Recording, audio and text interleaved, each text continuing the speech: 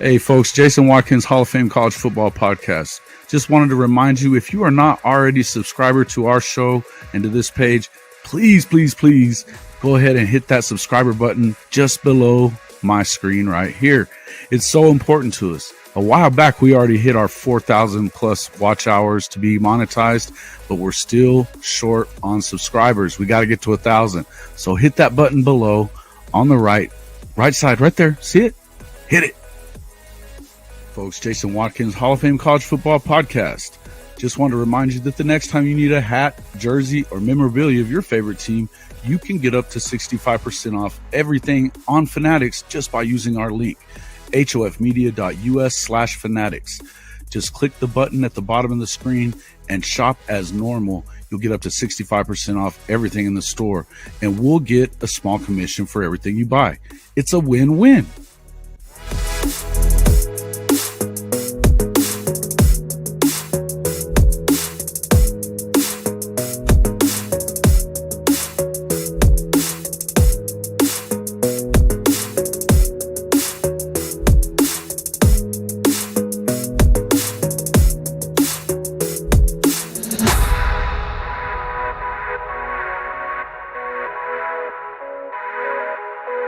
Let's go!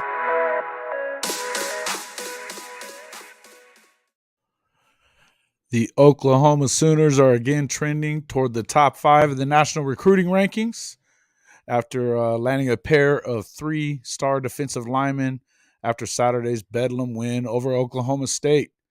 Welcome back to the show, everybody. I am your host, Jason Watkins, and if you love college football, you are definitely in the right place. So before you forget, smash that red subscriber button, like our videos, and don't forget to ring the bell so that you do not miss one moment of the Hall of Fame College Football Podcast.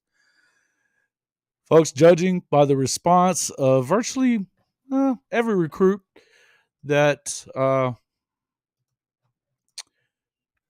was in attendance at the Bedlam game, including the guy that we had on, Mr. Cade Hewitt from Tennessee, and not to mention a couple of now hold on one second here. What happened? I don't know what happened. Just lost something. Anyway, judging by the response of all the guys that were there for the recruiting weekend at Bedlam, all of them were super excited about the festivities, everything else. Picked up 2 big recruits for the Oklahoma Sooners in Ashton Sanders from Cathedral, Los Angeles, a 3-star big boy defensive tackle.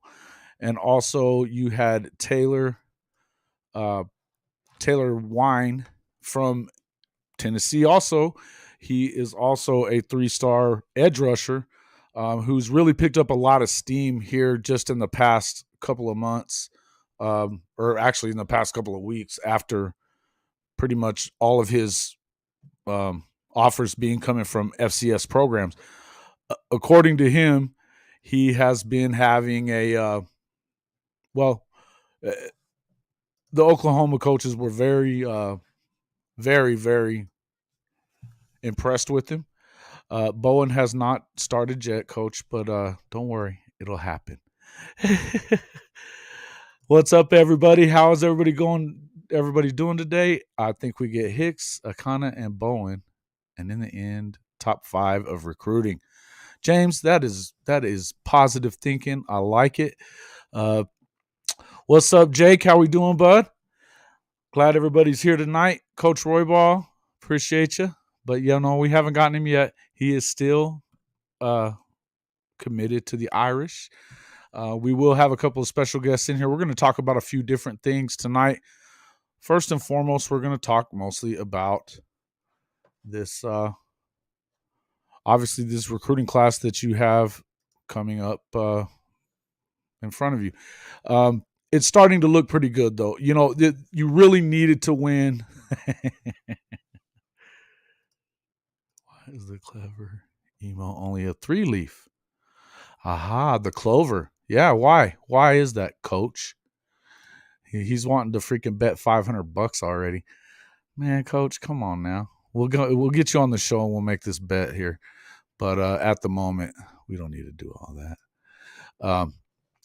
Folks, if you have not already become a subscriber, I'm pretty sure all the guys that are in here so far are, oh yeah, homemade. Yeah, that's what's up. Awesome, man. Damn, man, I'm hungry too. And you're going to bring that up, Jake? Dang. Listen, it was a good game. I know we talked a lot about this on Saturday night, and there was a few things that left to be desired. I think that's kind of a microcosm of the entire season, though, so far. So I wouldn't get too wound up about that.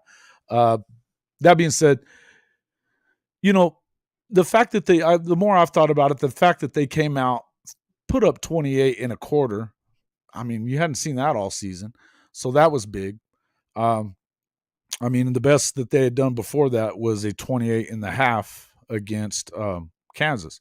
So it was big. Now, would you like to have seen them be a little more efficient for the rest of the way? Sure, why not? But what that provided, from what I could tell, and talking to Cade Hewitt whenever he was on the show the other night, and everything that I've seen from every recruit, is it just how exciting it was to be there. Apparently the Palace was rocking and rolling, which, I know that we've had some issues that way in the past, where you have people kind of sitting on their hands. So what are we talking about? The entire fan base is how we get Vasic, and it's a lock. Yeah. Listen, is that what's going on the Notre Dame message boards? Really? All right then, cool. Hey T, her first time on the live. I love it. How are you doing, T? Good to see you. Thanks for coming in. Listen. Yeah, your voice is just coming back, Weston. My man, that's what I'm talking about. So apparently, from everything that everybody's saying, it was great, and that's a good thing, man. That's something that was needed. I know that's the video that I put out earlier on Saturday, talking about that it was important for people to show up, be supportive. I think, obviously the Sooners needed to do their part. Hey, 3 interceptions in the first quarter. Should have been about 5 of them, really. They dropped a couple more. So, in order to be able to kind of get the fans on board, it was big. So, but everything that, according to Ashton Sanders, he said that he came in with the intention of committing, pretty much. And, as long as, everything went the way he felt like it was going to, I think that was big. Oh, barking up the wrong tree, huh? What are we talking about here? Oh yeah. Well, hey coach, I'm gonna have to agree with Ryan right now. I feel like, girlfriends are undefeated, coach. Don't you know that? They are undefeated. So, my boy B-Man had said something else in here the other night, but, yeah, listen. Well, not that that's really hard to do, Weston. These guys are, I'll tell you what about Sanders. That it didn't surprise me in the least. I saw this coming the entire season. When OU was in a 3-game slide, I knew that these guys were going to lose the game. I told you, T, didn't I? Whenever we talked, I said it all over and over and over again, that there's no way that Okie Light beats Oklahoma again this season. I just didn't see it happening, particularly in the Palace. And it's, when you start thinking about just kind of what happens in big games, and particularly with Sanders and with Mike Gundy. I mean, I didn't see, and I was wondering, what did you guys think about him punting at the end of the game down 2 scores? I don't care if it is 4th and 27. What else you got? What are you doing? It just goes to show. I mean, no, big shocker, right? Big shocker. But listen, it's a good thing for Oklahoma. I believe, from what I could tell from what Hicks's dad was saying, it wasn't as maybe not exactly what you would want it to be as far as all that goes. I would think that, dang it, I still can't figure out where that thing is at.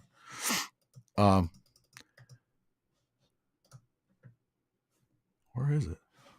I lost my notes here. Somewhere on the screen, they're gone. But who knows? Okay. Well, anyway, look, from what his dad was talking about, that he basically said he's still connected to Texas A&M, that he is still on Texas A&M.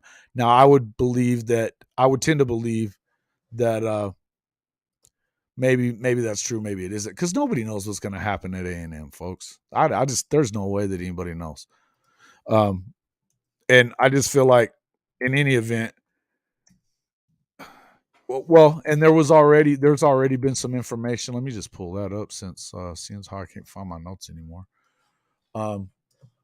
You've got football recruiting 247 Sports Home. Let's go here. Yeah. So, yeah, there's a couple of fun things to talk about today. Lane Kiffin got outed as going to be leaving Mississippi, Ole Miss for the hey, man, my cousin even showed up. What's up, Ken? Hey, man, I didn't know you were a big college football fan. Welcome to the show. I tell you, hey, looky here.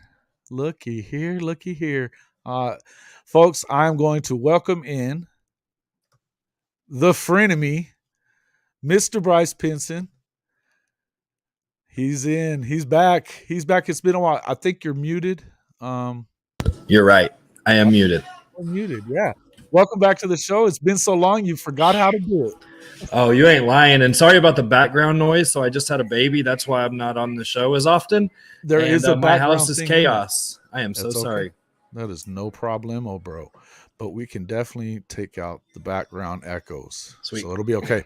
All right. So, guys, again, Bryce, we're just sitting here talking a little bit about the Bedlam game on Saturday and what it did for Oklahoma recruiting. Okay. So far, they have already picked up, as we said, 3 new, 2 new 3-star defensive linemen, an edge rusher, and a tackle, which is basically what is really needed in Oklahoma to plug that up. To be fair, there's a lot of guys that are in there. Yeah. Yes. Thank you. Yeah. Do you see all this? Pricey? Oh, it's all good. Let's go. Is Coach Roybal a Sooner fan? He is not a Sooner fan at all. Who does he root for? He hates the Sooners. He's Notre Dame. Supposedly he's Notre Dame. I'm pretty sure he's a Texas fan. I got to tell you, but he claims that he is not. But yeah. Hey, listen, Jake, I'm with you. But let me just go ahead and make this. Jake, everybody, just so you know, this is the antagonist. That's why he is the friend. I don't even like Texas. He could care less about Texas. He does it to bust my chops and to get on you guys also. So it's great. We let him do it because he's just full of BS anyway. So just, you guys can go ahead and troll him all you want to. Please do, because that's why he's here. That's right. You remember Coach Roybal though from school. I do. I played against him one time. He beat me 6-0. He burned me. He called a play to Ashton Sanders and burned me on the last second.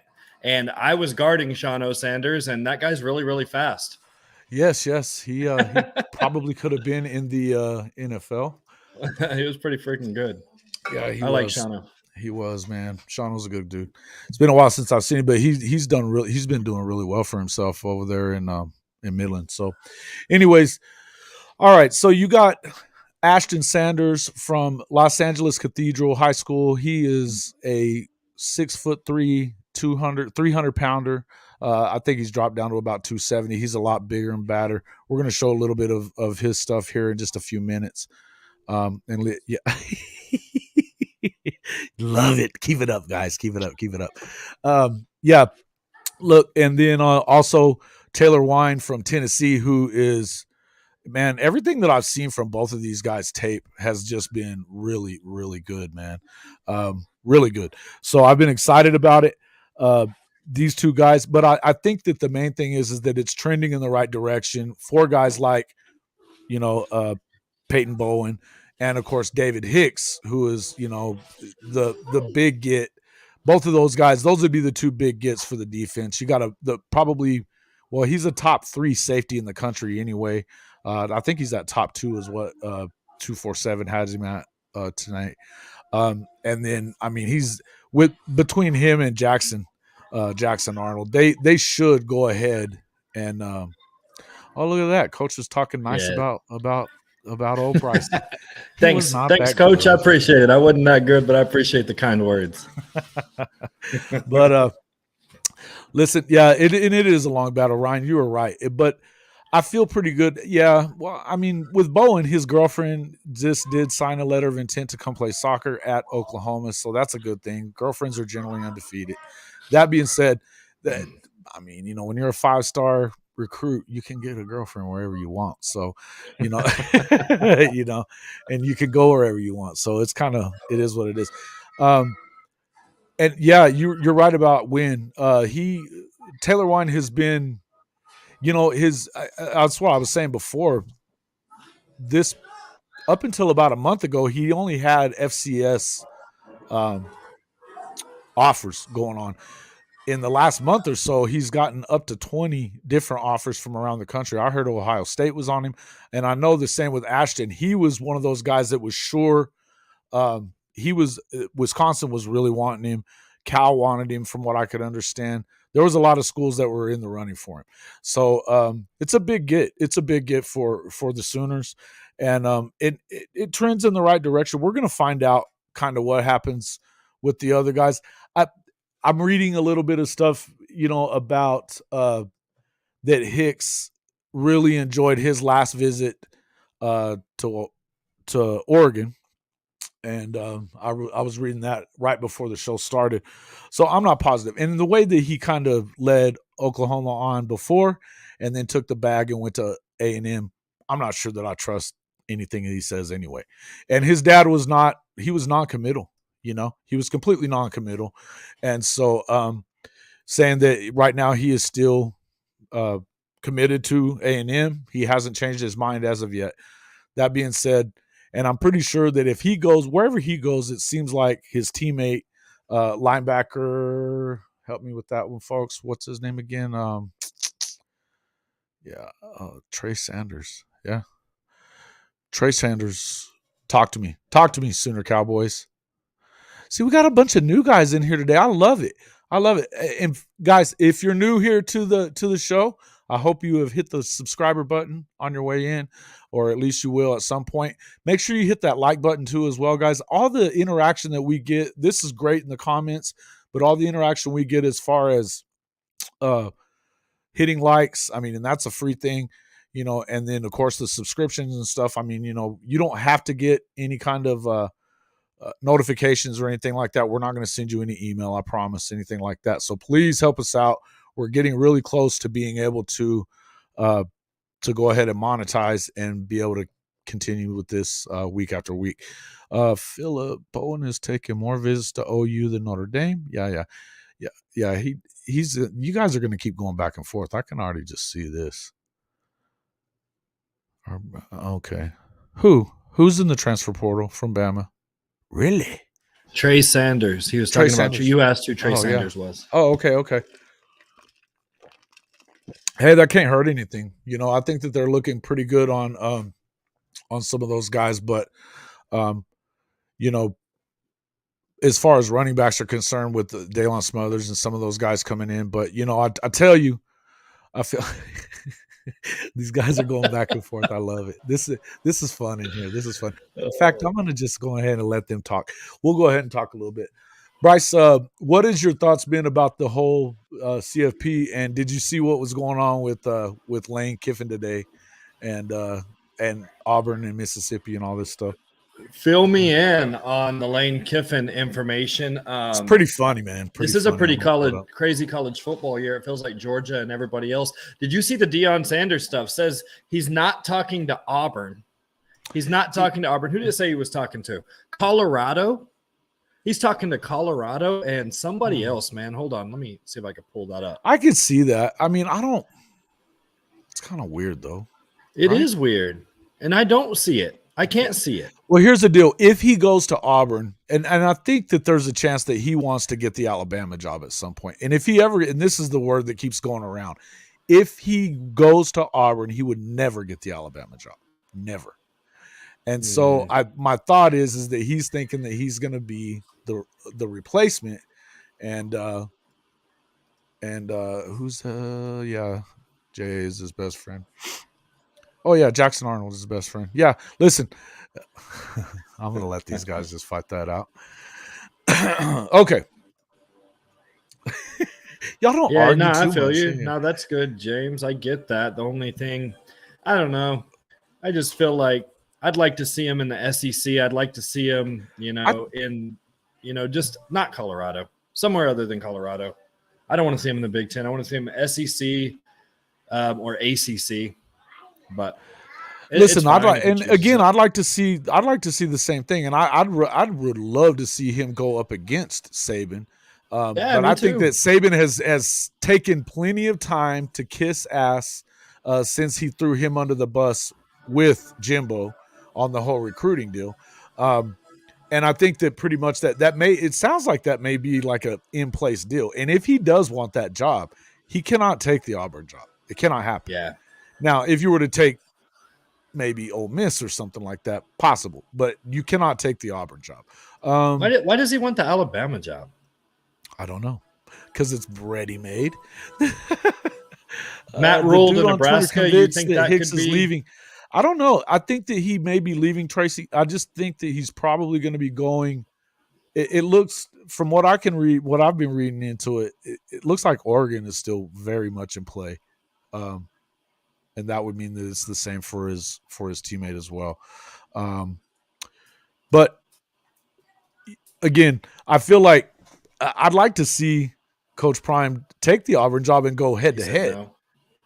But I don't know, man. And I'm glad. Yeah, I said that. I don't want anyone to go to freaking Matt Rule to Nebraska. I don't want to see that. It needs a special. I just want a special. It takes. I told you my opinion on that.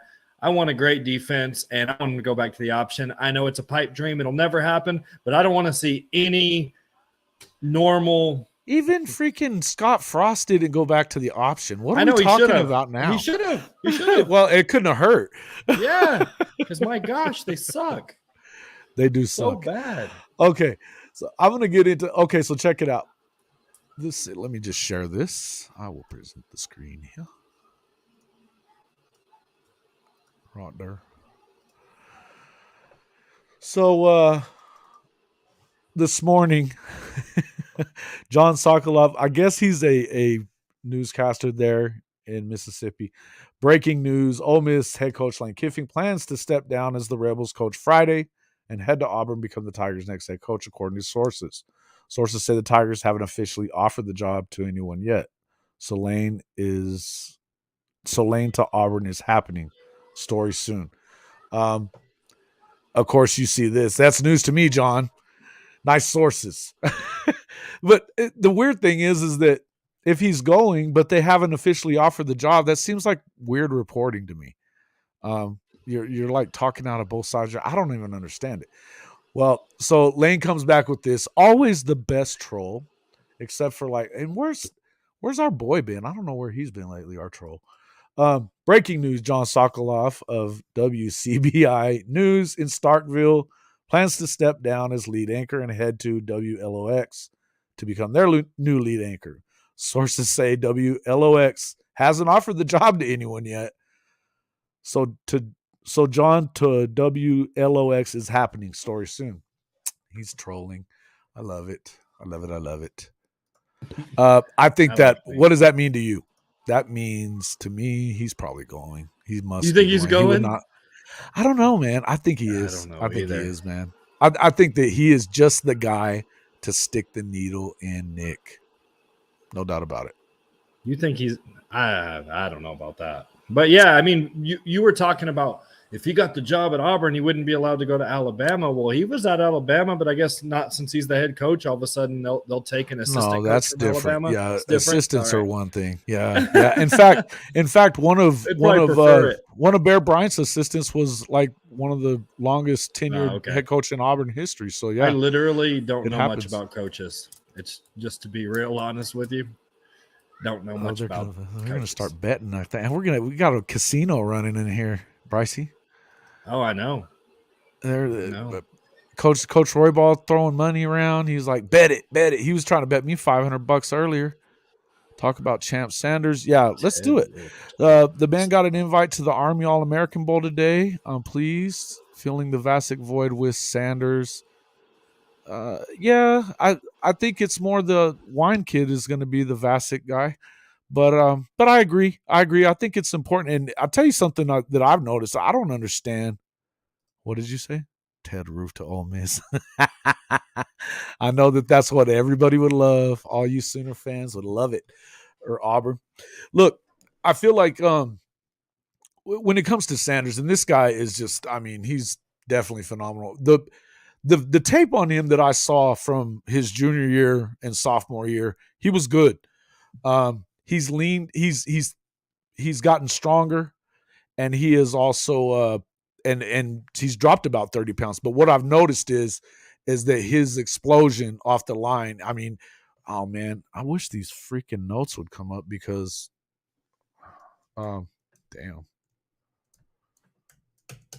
Okay, well, maybe. I gotta find them.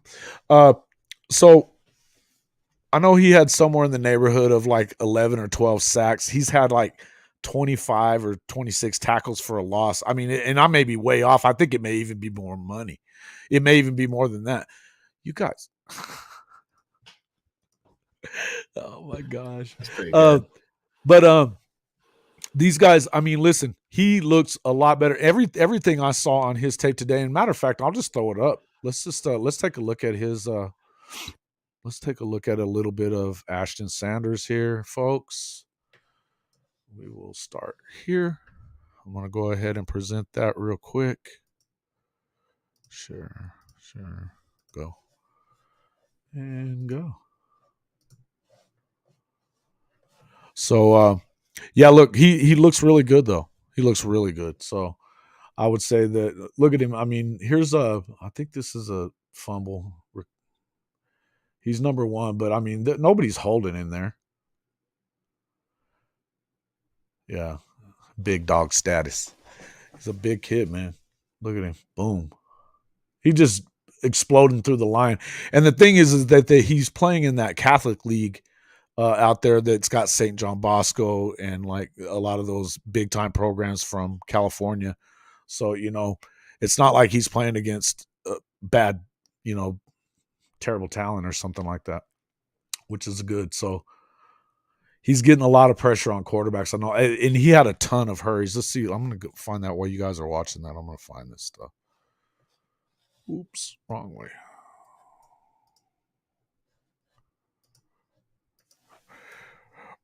Bryce, what are you hearing about? What's I guess they're saying that the Oregon offensive coordinator is the next in line for Arizona State. Are you hearing that? You know, I don't pay much attention to Arizona State because they're hot garbage. They are. Kenny Dillingham.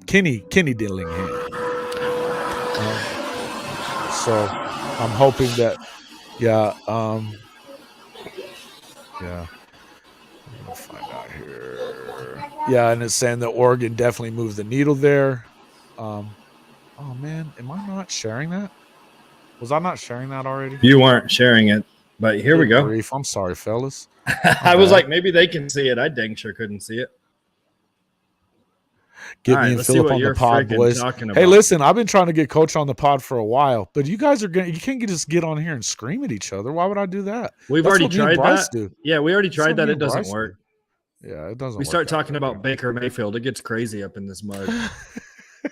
Yeah, don't start that in here right now, bud. That'll get you think it's bad now. Oh, dude, if these dudes are too dumb to realize that guy sucks in the NFL, I mean, I can't help them. But yeah, let's watch this. Who are we looking at?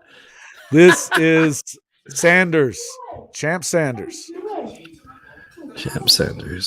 So he's number one. The big boy here. They're circling him all the time. So you can see he's getting. I mean, man, he's just putting it on people. The guy's really good, man. I'm liking him. Let me go to my guy here.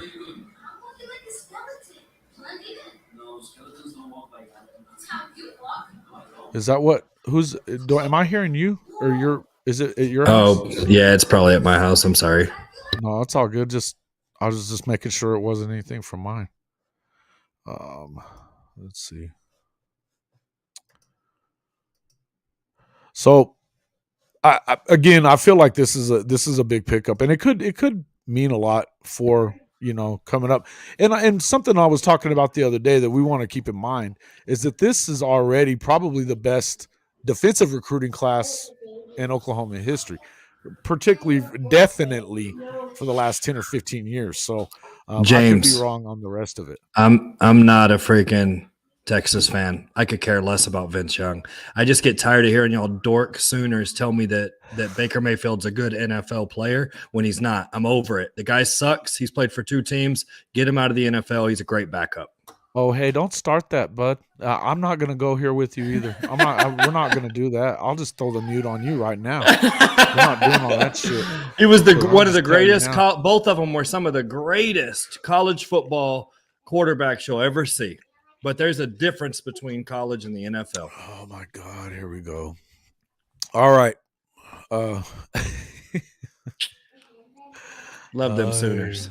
Yeah, I know you do. You and Coach Roybal, man, the troll patrol here.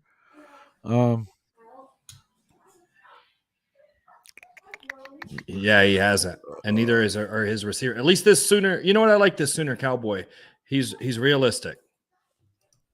No, and here's the thing. I mean, I can tell you that anybody can see that it's been a bad season. And it wasn't a great season last year either, but it's not like Cleveland's doing much without him either. And their defense that's supposed to be so good, it's trash. They're not getting anything done either. So we're gonna see. Here we go. We've seen. No, whatever, bro. You can continue. You can continue with however you feel about it all, but Thanks, Ryan. I feel better. The Texan. I like, you can call me the Texan. Actually, I would prefer it if, you know what, can you change my name in here to the Texan? No, it's the frenemy. Or just do the Longhorn. I'm cool with that. Frenemy. It's the frenemy. All right. So. Thanks, Ryan. Are you able to hit those buttons and they pop up there? I wish. I tried. Because I've been trying. When someone says something, I'm throwing. He's not wrong at all. Look, I know that he hasn't played good, Ryan. We get it. Hey, Baker Mayfield's one of my favorite quarterbacks too, Sooner Cowboy. I really loved him in college. The problem is, I'm a fantasy guy. I like fantasy sports, and I just got tired of hearing everybody tell me like this guy can't support a wide receiver 1 in fantasy. That once he can't get anyone over 1,000 yards, and that's why he's very frustrating to me. And I would like him to get out of the NFL so that we can actually use some of those good receivers. Stop. Just stop, dude. All right. Terrence Marshall. All right, we're good on that. I guess that's done. All right. So that was the highlight reel that we had for him. Tell me what you guys think here. I mean, we don't need to talk about Baker anymore, all right? This is not a Baker. You don't like it. It's starting to piss me off. Our first episode, we talked about Baker, and we couldn't even hear what was going on. We're just like, no, that's the lost episode. That is the lost episode of the show. It's never to be recovered again. Yeah, dude. All right. So you're trying to get muted, or what are we doing here, Sooner Cowboy? Is that what's going on? No, Sooner Cowboy is my favorite. Leave him in. No, he can get himself out. No, I'm just kidding. No, listen, it's obvious that he hadn't played well, man. He just hasn't, and we get it. And look, we got another Sooner coming in. Be right with you, Jager. So listen, I got to tell you, I feel like with Sanders, it's a big deal. I don't feel like Hicks is coming. There's something telling me that he's not coming. I don't know. And then maybe it's just until I see whether or not until I see his pen on paper because of the way that he did the whole deal last time. I mean, the guy was up all Oklahoma all the whole way, and then all of a sudden a bag of cash arrives at his house, I guess. and he freaking decides to go to A&M. Why you would want to go to that dumpster fire, I have no idea. But hey, listen, and they were even like, the whole weed thing that was on the road. They were smoking blunts on the road in the locker rooms at South Carolina. I mean, this is Jimbo's culture. Jimbo's culture, So I don't know why you would want to go there, but it sounds like Oregon is really in the mix. That's a lot of the crystal ball predictions that are coming out are that. Yeah, no, we don't need to do all that.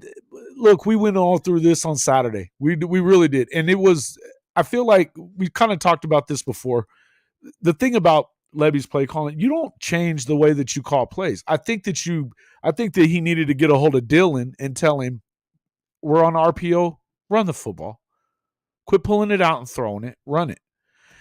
And I think that if you do that, that's the difference. There's not going to be a lot of big differences in what's going on with what? Oh, about D lineman not wanting to come to OU. I don't think that's a really a thing though. Sooner Cowboy. To me, they're gonna want to. They're gonna want to. I mean, Bates has been the top recruiter in the country for a while when it comes to D linemen. He's had 9 All-Americans.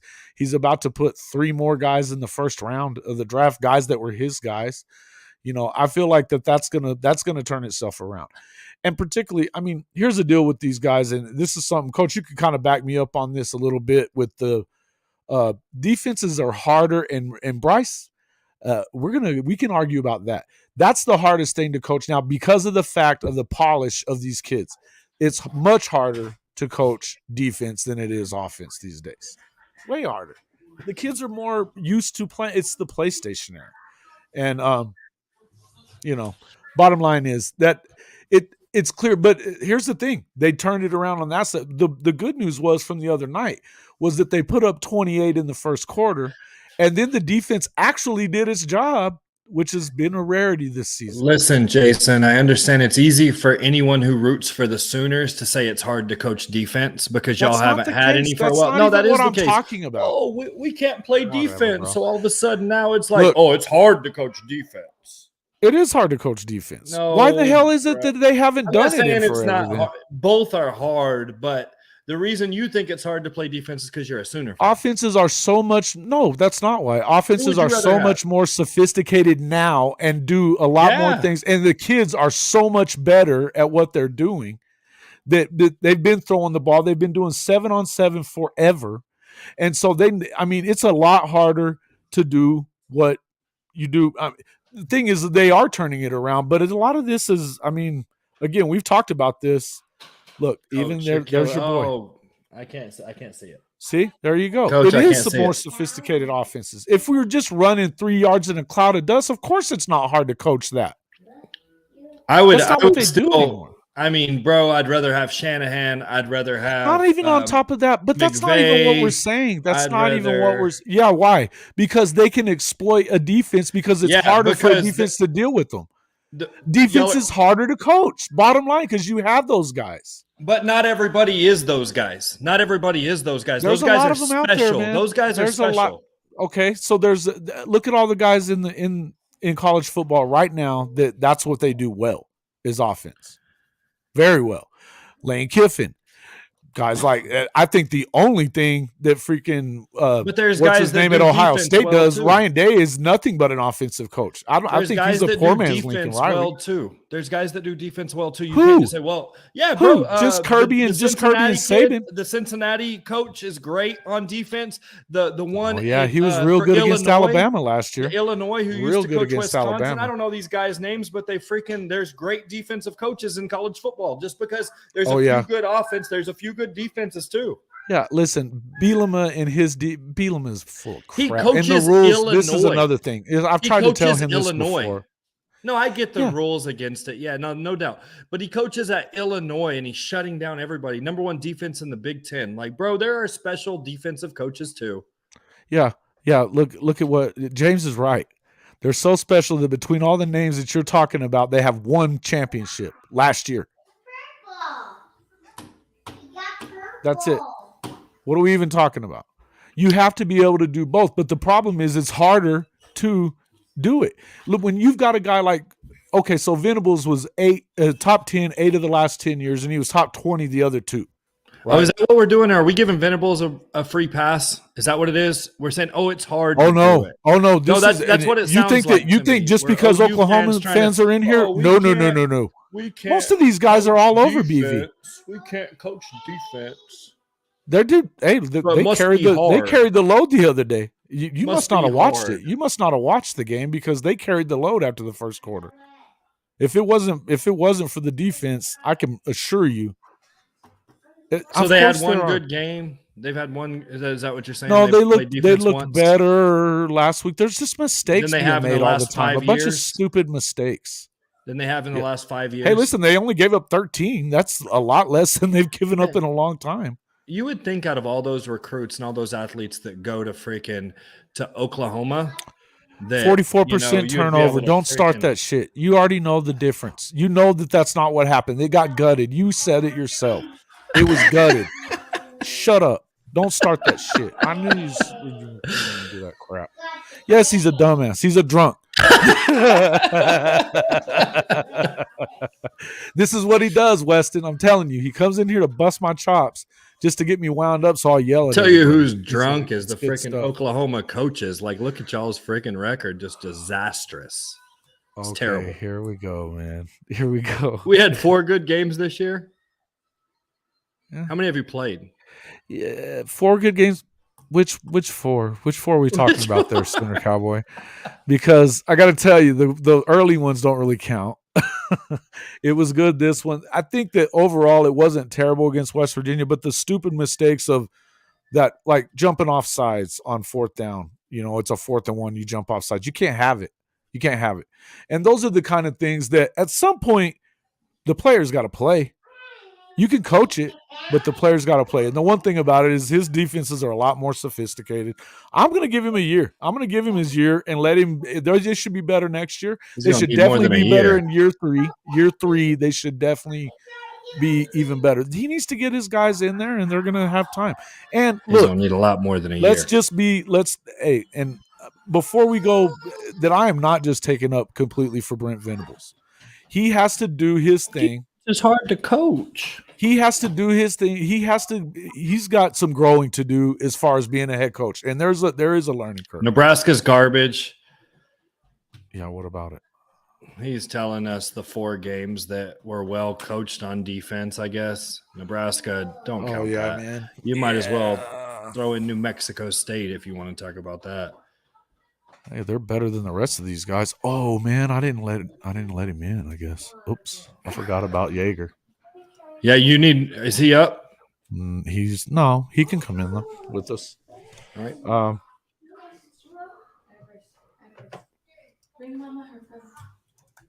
right. You got me for about 12 more minutes. I know they'll be happy to see me leave. Yeah, no doubt. Again, I don't care about Texas. Just here to he's having issues. He's having issues with it is why. Gotcha. Okay. All right. Yeah, so listen, man, he's he's fried his brain a little bit. Do you want me to Jimmy? I got 12 minutes, Jason. Do you want me to pass these guys out some money or what? I got you should pass it. All right. So I don't know how many of you guys are fantasy football guys. Yes. But listen, one of the main things, the reasons that we bring Bryce in, and Bryce is great anyways, man. He's one of my best friends. So listen, don't bust his chops too much. He's gonna pass out some money. This is the human cheat code for fantasy football. If your playoffs are coming up, if you're a fantasy football guy, and I can tell you right now that if you want to know what to do with your squad, you need to talk to this guy. You should be following him on TikTok. It's fantasysports_Bryce on TikTok. He is the cheat code. So talk to us about when are the playoffs coming up here in the next couple of weeks? Hey, I don't even want to talk about that. This is a college football podcast, and I think some of these guys in here can even add to the conversation. A lot of y'all know more about college football than even me, but I am good at lining it up and doing pretty good on DFS. So I wanted to give y'all some DFS stuff for this Friday and this Saturday real quick. All right.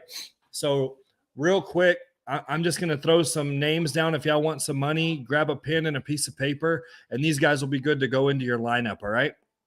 So starting off with Friday, Drake May for the University of North Carolina is playing against North Carolina State. I know that's not the best matchup, but apparently defenses can't coach, so we're really, really good there.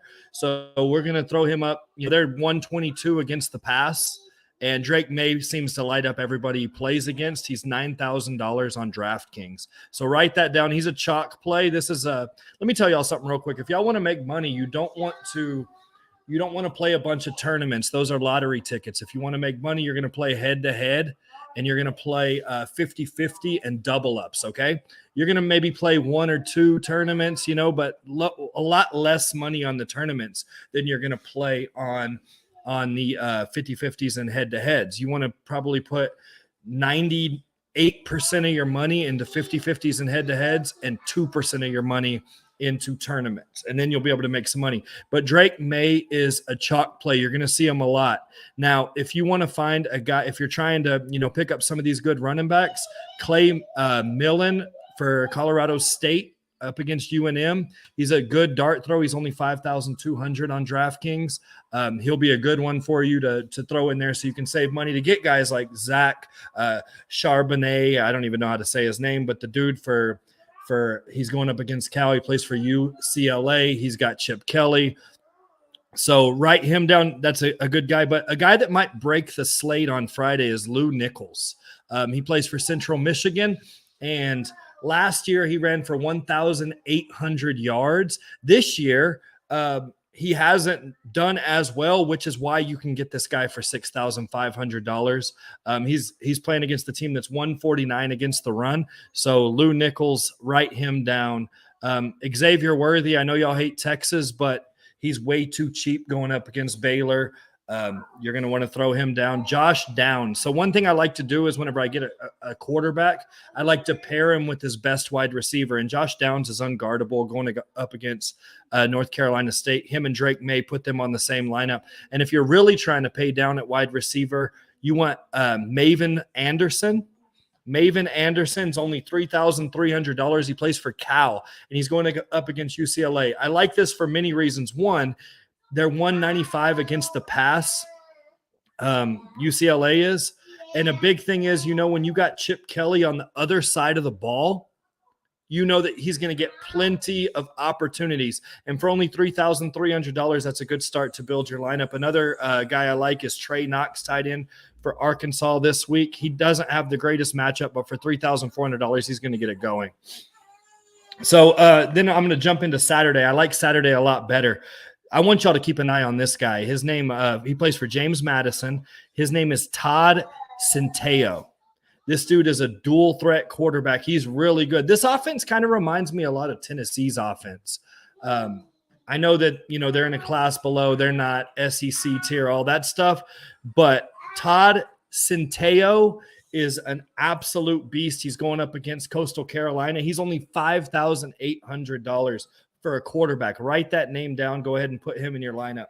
Aiden O'Connell for Purdue is going up against Indiana. I like him at $6,700. They're number 236 against the pass. And listen to these numbers. The last 5 games, O'Connell's thrown for 25. He's thrown 25 pass attempts, 40 pass attempts, 43 pass attempts, 46 pass attempts, and 54 pass attempts. They're going to throw the ball. They love to air it out. So Aiden O'Connell for $6,700 is a steal. And now one thing I don't like about this slate is there's not a lot of good cheap wide receivers on Saturday. So you're going to have to pay up at wide receiver. So you're going to want to pay attention to these running backs, and you're going to want to get their backups. Okay, there's a lot of injured running backs, and as soon as you see this guy's injured, go ahead and jump in and get that backup because he's going to be super cheap. And a lot of time, y'all know how it is. Alabama or Georgia's backup is just as good as most running backs in the country. So whenever you see one of these big name running backs that ain't going to play, go ahead and plug in their backup, and then you'll be able to get these good receivers on that slate. But if you do have to pay up on these running backs, I'm going to screw this all up, the names, but a guy I've been picking all year and he's done me well is Muhammad Ibrahim, or whatever his name is, the dude for freaking Minnesota. He gets a lot of rush attempts, and he's only $7,400. Also, I like Kenny McIntosh at Georgia. He's $6,800. He's going up against Georgia Tech. I know it's going to be a blowout. He's going to get most of his points in the first half and maybe a little bit in the third quarter, but Georgia Tech is 205 against the run, and I think Georgia's going to run it right down their throat, and McIntosh is going to have some early touchdowns. At wide receiver, remember how I said you want to pair quarterbacks that you have with their best wide receivers? So Chris Thornton. Chris Thornton plays for James Madison as well. A lot of people are saying this guy has NFL talent. He's 5'8" and he can fly. All right. And so go ahead and pair him with your boy Todd Centeio against Coastal Carolina, and he's only 6,200. That's a great start. And then the Purdue receivers, I like Charlie Jones and TJ Sheffield. Sheffield's only 4,900, and he's carried this team at times. He's had 11 targets, 7 targets. I mean, he's a stud. So I really like TJ Sheffield, and obviously I like Charlie Jones. But listen, Indiana's 273 against number one wide receivers. They can't guard the number one wide receiver on a team. Chris Thornton's 247 against number one wide receivers. This is a good start. Obviously, you probably won't be able to fit all these guys in there, but you throw some of these guys in your lineup, you're going to win money. Hey, are you there? Are you still with it? Who? Are you done? No, you're not done. Keep going. You want me to keep going? No, are you done? Or are you? I'm done. That was the last cool. thing I was literally going to say. All right. Well, we are going to welcome to the stream then, Mr. Robert Jager. And I got to go, guys. Hey, Bryce, we appreciate it. This is the human cheat code. Guys, I'm telling you, if you want to make money on fantasy football, you better be listening to him. He is the cheat code. I'm telling you, it works. I just handed him off my roster. I haven't even messed with it all year. All year. Have a good one. All right, Bryce. See you later, bro. Have a good one, bud. Mr. Jager. What's up, my man? Not a lot. What are you up to, big dog? Nada, man. We're just in here talking a little bit of recruiting. We hadn't got a ton into everything just yet, but we're getting there. Folks, again, if you haven't already become we got a lot of new guys in here. Bagman. Who's this Bagman dude? Who are you, bro? Texas dropped the ball for Anthony Hill yet? Oh, yeah. They're gonna. No doubt about that. Look, I got to tell you, I appreciate you guys all coming in, and I hope that you have hit that subscriber button on your way in, or make sure that you do it. We've only got a couple of likes up there. Could you guys hit that like button while you're in here? Appreciate it, folks. Come on. We need some help here. It just helps. It helps with the algorithm, gets us going. You all right over there? Yeah, my camera's all messed up, man. Yeah, you need to get some light. I know, that's what I'm saying. Like, I'm in a well-lit area. Oh, man, really? Golly. Okay. All right. Well, yeah, that's what I'm saying, man. So talk to me a little bit about what you feel about this whole deal. I know you were talking a little bit earlier today about the fact that you've got, well, Stutzman, you're happy with the way that I mean, obviously the other night the offense was not looking like it needed to, but sure. After that first quarter, yeah, Rattler and South Carolina still scoring. Yes, they are. And that's it's funny how we didn't get any of that Spencer Rattler whenever he was with Lincoln Riley. You know, we played Kansas or, Tulane or somebody like that. We couldn't get him then. 6 touchdowns the other night against Tennessee. Eesh. Wow, Tennessee fell out quick, didn't they? They lost to Georgia. And then, they shouldn't have lost that game. I can't believe anybody loses to Spencer Rattler over there. I just really have a hard time with it. But, I mean, who it is, what it is. Yeah. Look, so, but talk to me about how you feel about the game the other night. I think you get some momentum coming into it, and it's starting to look pretty good. It does, man. I tell you about that's why I've never been a fan of, like, scripted plays, man, because like you could tell Levy obviously scripted those first 10, 12 plays. Yeah. Because after that, like, they were kind of stuck, man. Like, if you're going to script your plays, at least go back to those plays. Yeah. Like, later in the game or something that the quarterback's more comfortable with? Like, because they practice those repetition. Sure. And then you go out of it, and then everybody's like, "Oh shit, what do we do?" It feels like though that here's the thing. It's an RPO running game, you know. Yeah. And for whatever reason, Dylan kept pulling it back and to throw, and he wasn't hitting the broadside of a barn the other night. I mean, I'm going to go ahead and this is going to be a first for me, but because I've been the apologist for Dylan Gabriel. But he looked bad. He looked bad the other night, and he looked bad against West Virginia. Of course, the weather was terrible there, but I mean, he didn't look good the other night, and you need to play better than that. But, and the thing is when you have Eric Gray has 5 straight 100-yard games, you would hope that, you give him the football, just stick it in his belly and let him go, Yeah, for sure. Be nice, Jimmy. Yeah, I mean, he's second fastest dude to 1,000 yards. Hey, man, he's had a fabulous season. Eric Gray has been huge, and look, folks, here's the one thing I'm going to ask you. Who is going to be a better quarterback to come in and play in this offense than Dylan Gabriel? Because he already knowing the Levy offense, which is not an easy offense. Jackson Dart struggled they were wanting to throw him out of freaking spring practice because he just didn't get it. I don't think it would have mattered really who they would have brought in without Caleb Williams. I mean, it took that much of a talent at quarterback to get him where they were. And see, and that's the other part I want to say about this is that's something that I've talked about on this show a lot. When I had JP on here a couple of weeks ago, we talked about that. Look, they were this close to having 5 losses a year ago. Oh, easy. They had 6 one-score games, and the Kansas game they were losing going into the fourth quarter and ended up winning by 12, but only because of Caleb Williams putting his cape on again. Play. Yeah, absolutely. I mean, how he ended up keeping that football, I have no idea. But I got to tell you, if you didn't have, and look, I think that he saved their asses at least 3 different times this year at USC. Oh yeah, they they're building he just tore down the facade that he had here and rebuilt that shit in Southern California. Let's just Gabriel better than Casey Thompson. I don't know. That's it. Oh wait, come on, bro. No, seriously. I mean, look at it. Yes, he's better than Casey, bro. Casey's trash. Come on. You think so, man? I didn't think he was good. I didn't think he. Of course, then again, maybe. So what? He can't play in Sark's offense. I mean, who? I guess it's been troublesome for some of these quarterbacks in his offense. Nobody can play in Sark's offense.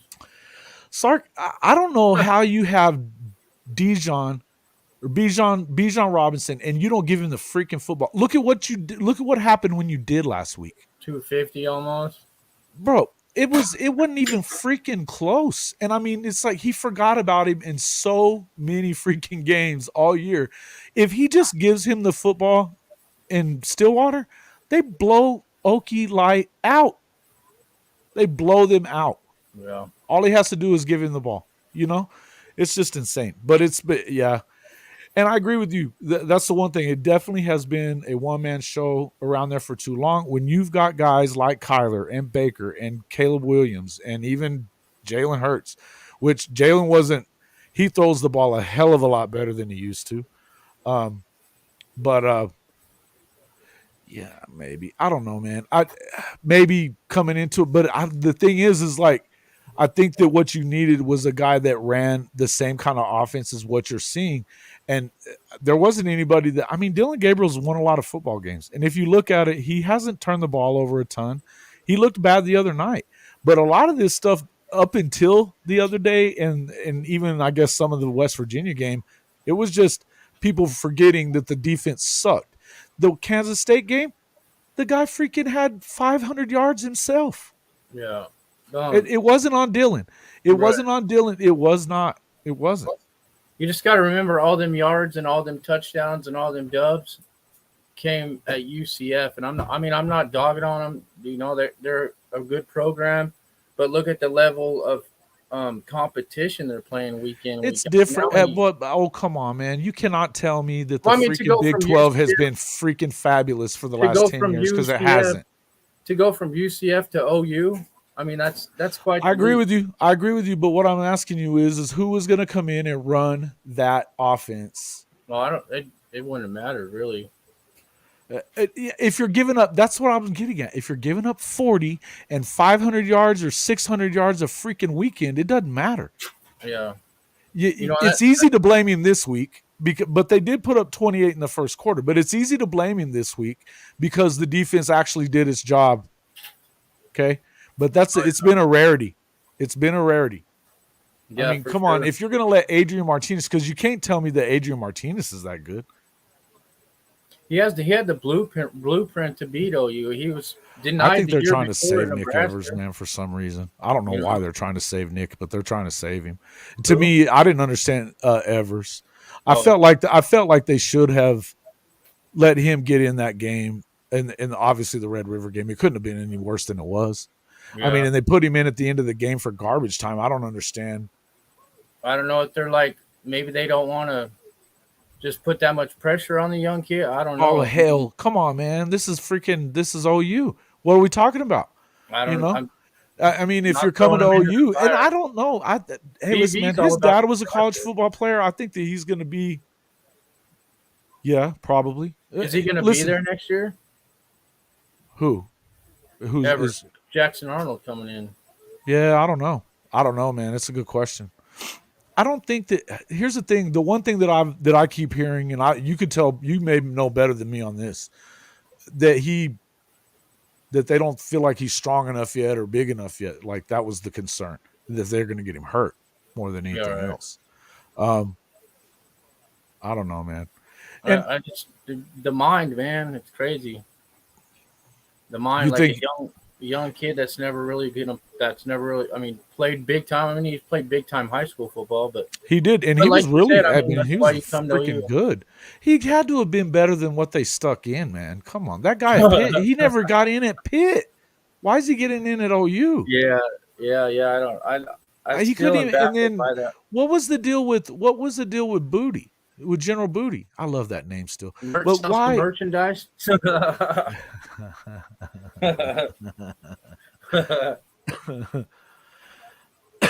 Look, yeah, Nick is. I wouldn't be surprised if Nick transferred. I mean, you kind of have, if you're not going to get your opportunity with Jackson coming in, the writing's on the wall because you're a year ahead of him. I mean, yeah, I don't see why you would stay. But the thing is they're not going to start. I don't think that they're going to just throw Jackson out there unless he really goes and wins the job. Which could he? Hey, look, from what he looks like in high school, he looks great. But there's only so many teams in the state of Texas that can touch him, that can touch them at all. In fact, Westlake might be the only one, and they're not going to play them this year. So, Does Gabriel come back next year? Is he a junior? Yeah, he's a junior. Yeah. So he'll be back. Is there going to be a battle next year for QB1? Well, I think that they want Gabriel to keep it. I mean, you have to basically listen. You didn't get him to come to town by saying, it's a 1-year deal. So if they want him to stay, they better keep him as QB1 to start with. Well, you got to give it to the better player, right? I mean, I'm saying before the offseason gets over with. I mean, you can't just afford to say, "Hey, well, yeah, we're gonna roll the dice with the freaking freshman," right. And listen, I'm almost sure of it. Yeah, I think so too. So I think he has to be coming back. And listen, he could be better next year. Look, they haven't been great in a lot of places. They just haven't. It's aside from the running game. I mean, there's been flashes, and I don't think he's a terrible leader. I think that he has some bad throws here and there, and I think that he gets a little antsy back there in the pocket. But I would hope it's a real competition. I do too. You know what? It's kind of ironic too. Like the running game was one of the biggest questions going into the season too. Hey man, Eric, and I kept hearing people say that he wasn't a real deal running back.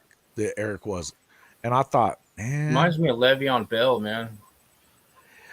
Wow, like Le'Veon Bell a lot, dude. That's a pretty nice little comparison. Yeah, he's been good. He's been really good, man. I listen, and he's played through pain, hurt. I mean, I give him all the props in the world because both big boys up front too, man. That offensive line. Yeah, but you know what? got That's a the lot one better place that they last haven't 4 been as weeks. good as you think they have been at sometimes. There's been Right. times that's the thing is that with a little guy like him, you need to get that defensive line off of his ass because that's when he's making bad throws. That's any quarterback, by the way, too. Who you don't think who can leave? Oh, yeah, I don't. Where would he go? Where would he go? I mean, I think UCLA was talking about him before, but and I guess they could need him, but It'd be yeah, best you to can stay. leave though. Yeah. Do you have to stay? You You don't could play have at to. 4 different schools in 4 different years now with the way There way was it a dude is. this year that did that. It was his fourth school. Letch, my man, what's Yeah. up, brother? How we doing, man? Yeah, listen, yeah, that's you. You literally could. You literally could. You could play it. You could be a quarterback and start at 4 different schools in 4 years. That's the way it is. Crazy. And but yeah, the whole thing. You guys were talking in here earlier about Lincoln and Xavier Worthy. I heard that before last season that he was trying to pull him out of Texas. He was. Oh yeah. Yeah, and so if he ends up over there, it would not surprise me at all. Lincoln and his, we need to put some we should put some guardrails on the transfer portal. Jackass, what a freaking bullshit. We didn't take any players from Oklahoma. We went to the portal. Yeah, we went to the portal. Yeah, they did. Yeah, we didn't drive Caleb back from Stillwater in a freaking limo either. Hey, the bus was full. What was I gonna do? Leave him there? Oh shit, man! I'm telling you, what a deal that was. What a deal that was. So listen, where are we at on? What do you feel like's gonna? I'm seeing a lot of stuff about this Oregon that Hicks is probably gonna go to Oregon, or that's where he's kind of leaning at this point. Have you heard anything? Man. I don't really pay too much attention to the recruiting. I mean, I do. Like once I see them on the sideline and suited up and actually bought in. Yeah. Because like you said, nowadays, man, it's just like that, dude. A kid's gonna leave.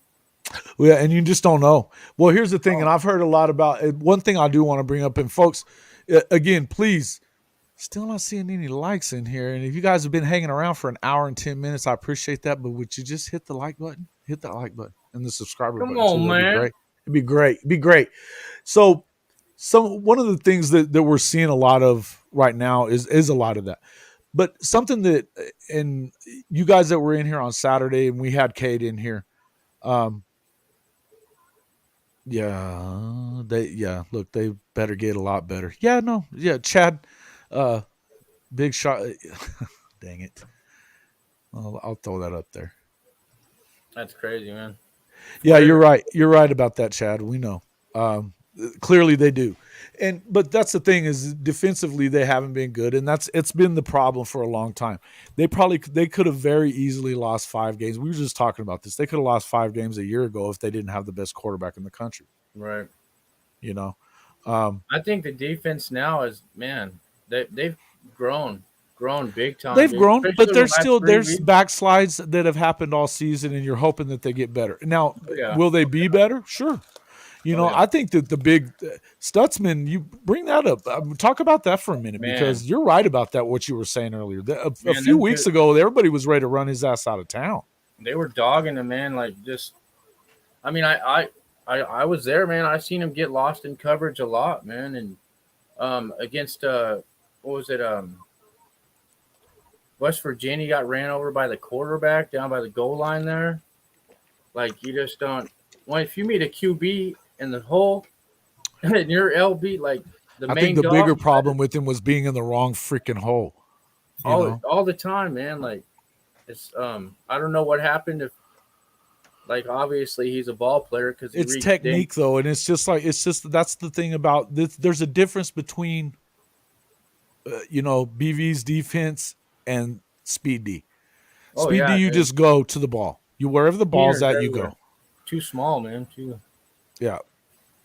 Oh, absolutely. I'm with you, Jay. Jay. Yeah, Stutz, man, he answered the call, man. And all these naysayers that were, like you said, ready to run him out of town. Well, and I mean, he kind of put himself in that position when he said that, when he was talking about, well, I don't see the big deal of where you're standing and stuff. I mean, dude, shut up and listen to your coach. This guy knows what he's talking about. Yeah. You know what I mean? It's just like he kind of stuck. But to his credit, yeah, he figured it out. Yeah, listen, you're right. Hey, Weston, I just said 6 one-score games. The TCU game was a 2-point game. The freaking they won by 5 over freaking Tulane, and the game was supposed to be in New Orleans, and they played it in Norman, and they still only won by 5. Yeah. You know, the Kansas game, it really should have been 7 that were one score because they were losing that one the whole way. They should have lost that one. They caught a break at the end, and it ended up being 12 points. Yeah. But I feel like, yeah, and that's fair, Jimmy. That's fair. But I feel like, you know, it could have, if you didn't have Caleb Williams last year, you end up that way. Now, here's the deal. The one thing I am going to say is this. We can't just give BV a complete pass on this whole deal because the truth of it is that he is growing into this deal as well. He's a brand new head coach. He hasn't been a head coach in the past. There's going to be some mistakes made. But at some point, you got to have a guy like Stutz, like you're saying, Jimmy, that he was a little immature. You know, those guys have to step it up. And what I saw was a bunch of guys that used to play. I mean, you had guys like the guy that went early in the draft last year. Perion? No. Oh man, I'm DTY? terrible. Yes. So Darian Turner, yo. No. The guy that was raking everybody over the coals last week, man. Was it Nick Bonatino? Yeah. So it was Nick. Yeah, he was. And in fact, a bunch of them were coming in saying it's not the coaching. We know better than that. It's not the coaching. So it's, you know, step it up. In other words, you know, quit making excuses for not getting the job done, which is, you know what, that's a great thing to do. And if you're a freaking alum and a guy that played at Oklahoma, that's your job, is to kind of step up and say, hey, you know, suck it up, figure it out, you know. And, you know, if you've played in the last, you know, especially if you ever played for or against Brent Venables, everybody knows what he's about on defense. Yeah. And it's weird to me that everybody loves him. You know, as hard as he is on people, they love him. So, you know, Nick, it was Nick. Yes. Yeah. Stutz too. Like it seems like the defense, like rallied around him as well. Like they seen him playing better. You know, like he's obviously the leader of that defense, obviously, because the stronger that he played, the stronger the other two levels were playing. And I think against Okie State, all 3 levels, man, them dudes were locked in. Like they had 6 straight 3-and-outs by the offense. You can't leave. Like they left. No, it was like 12 in the second half, dude. That they had. Yeah, they had like 6 straight, dude. It was insane, it's man. Insanity. And look, I'm not taking up for the offense today. I'm not doing. Oh it. no, I got you. You know, I mean, they put up their 28, but they needed to do a little more work. They should have won by 50. You know what I mean? Easy. Period. But the thing is that the one thing I'll say is it was nice to see the defense step up like that.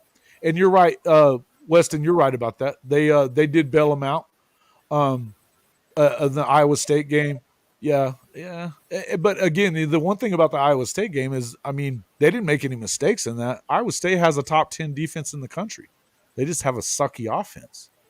And you know what Matt's ended up doing? He's going to screw himself out of that freaking job if he doesn't figure it out. Because yeah, listen, I agree with all that, but how we're so quick to jump on this offense. They're learning a new system too, guys. They are, you know what I mean, and they've got, and it isn't Caleb Williams sitting back there either, you know what I mean. So, I mean, you can say what you want, but Levy doesn't run Lincoln's offense. He doesn't. It's not the same thing. So it's not going to be the same thing. And so, look.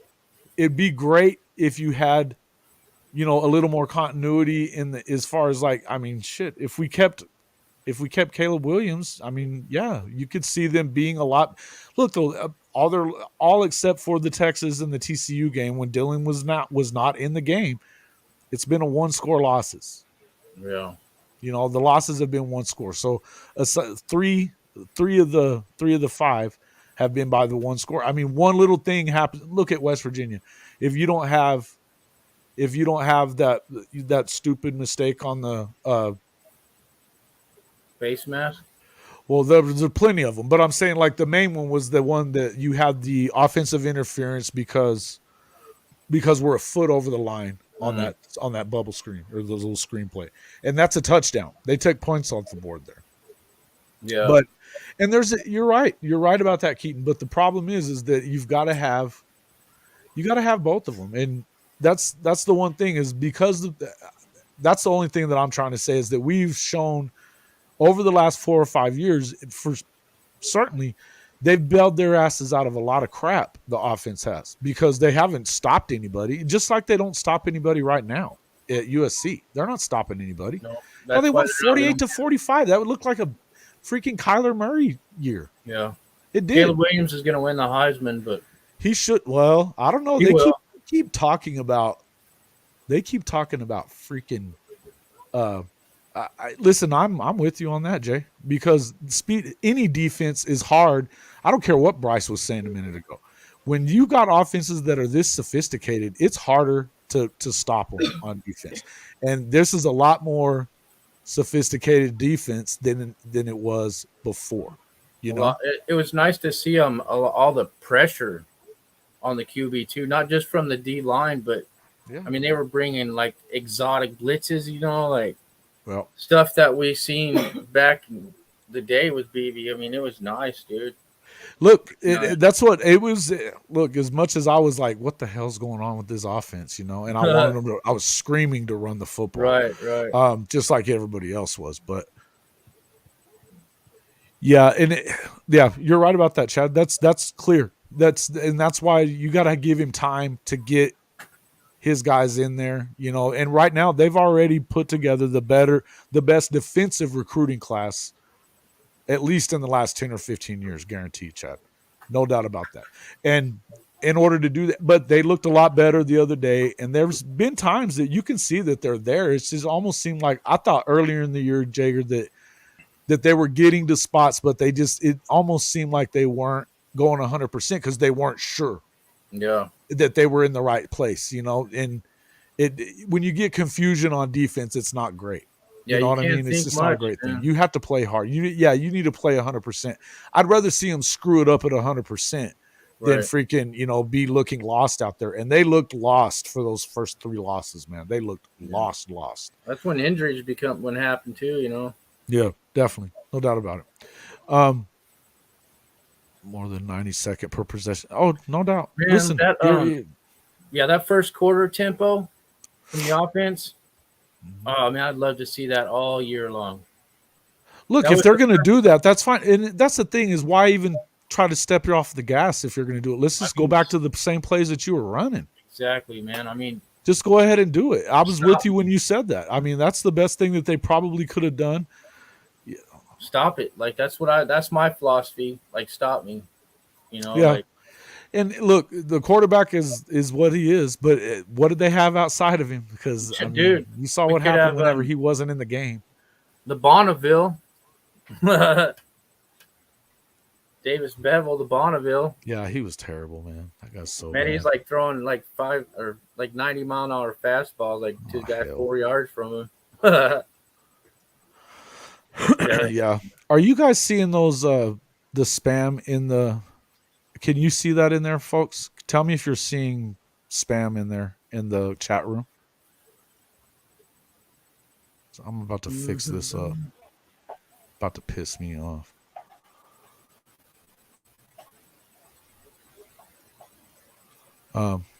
Yeah, so all right. Clock management's been tough. Look, yeah. Nothing's been great. There hasn't been a single thing about this team that's been great that what we're used to seeing. Okay. But who was in here saying that earlier that they needed to rip it down to the studs? And they did. He said it. Venable said it when he got here. What was that about the over or the balls hitting the guys in the hands like Marvin Mims? Marvin's had butterfingers. Farouk's had butterfingers at times. You know, you're seeing spam coming in there. Damn it. All right. Yeah. All right. So we got to kick him out. There. Yeah. Well, I see it, but I didn't know if they were seeing it or not because there's some stuff that wasn't coming across. Drake Stoops, the best receiver this year. Like, No. No, I you don't mean, think so? he's the most reliable one probably. But I would think that, I mean, Drake's been good, man. He was good in the last game. Tracy was giving me a hard time about this the other day because I'm not a big Drake guy. I think he's Oh, that's okay. because you don't like Bobby. I like Bob. Quit saying that. Everybody's got to quit saying that. I like Bob. I like Bob. I have a reason to like Bob, and I do like him. It's not that. It's just, look, I feel like that he oversteps on a lot of stuff, and I'm not going to, I mean, I don't have to go back into all this again, but I'll tell you, he needs to let the guys that are coaching now handle it. And I think he's starting to finally do that. It seems like, you know, a real Let's get Malcolm Kelly in town. Malcolm Kelly. Yeah. So have you guys heard that Kel might be going to SC? Is that a real? Shut up. Is that a real? I I've hope heard not, that. dude. He was wearing a freaking Trojan shirt one day. Oh, really? Yeah, he was. Dude, I would have loved to seen this offense. I wish they would have kept Kel Gundy as OC like before they even tried to hire Levy. Man, he did really great. Maybe. He did great in that Alamo Bowl, man, calling that game. Yeah, I mean, yeah, I could see that. Well, and look at what Lincoln's brother's done at TCU, man. I mean, that offense looks 1,000 times different than it did a year ago. Them coaches got expiration dates, though, man. Listen, They really do. Do they? Not when you got a TCU defense like they do.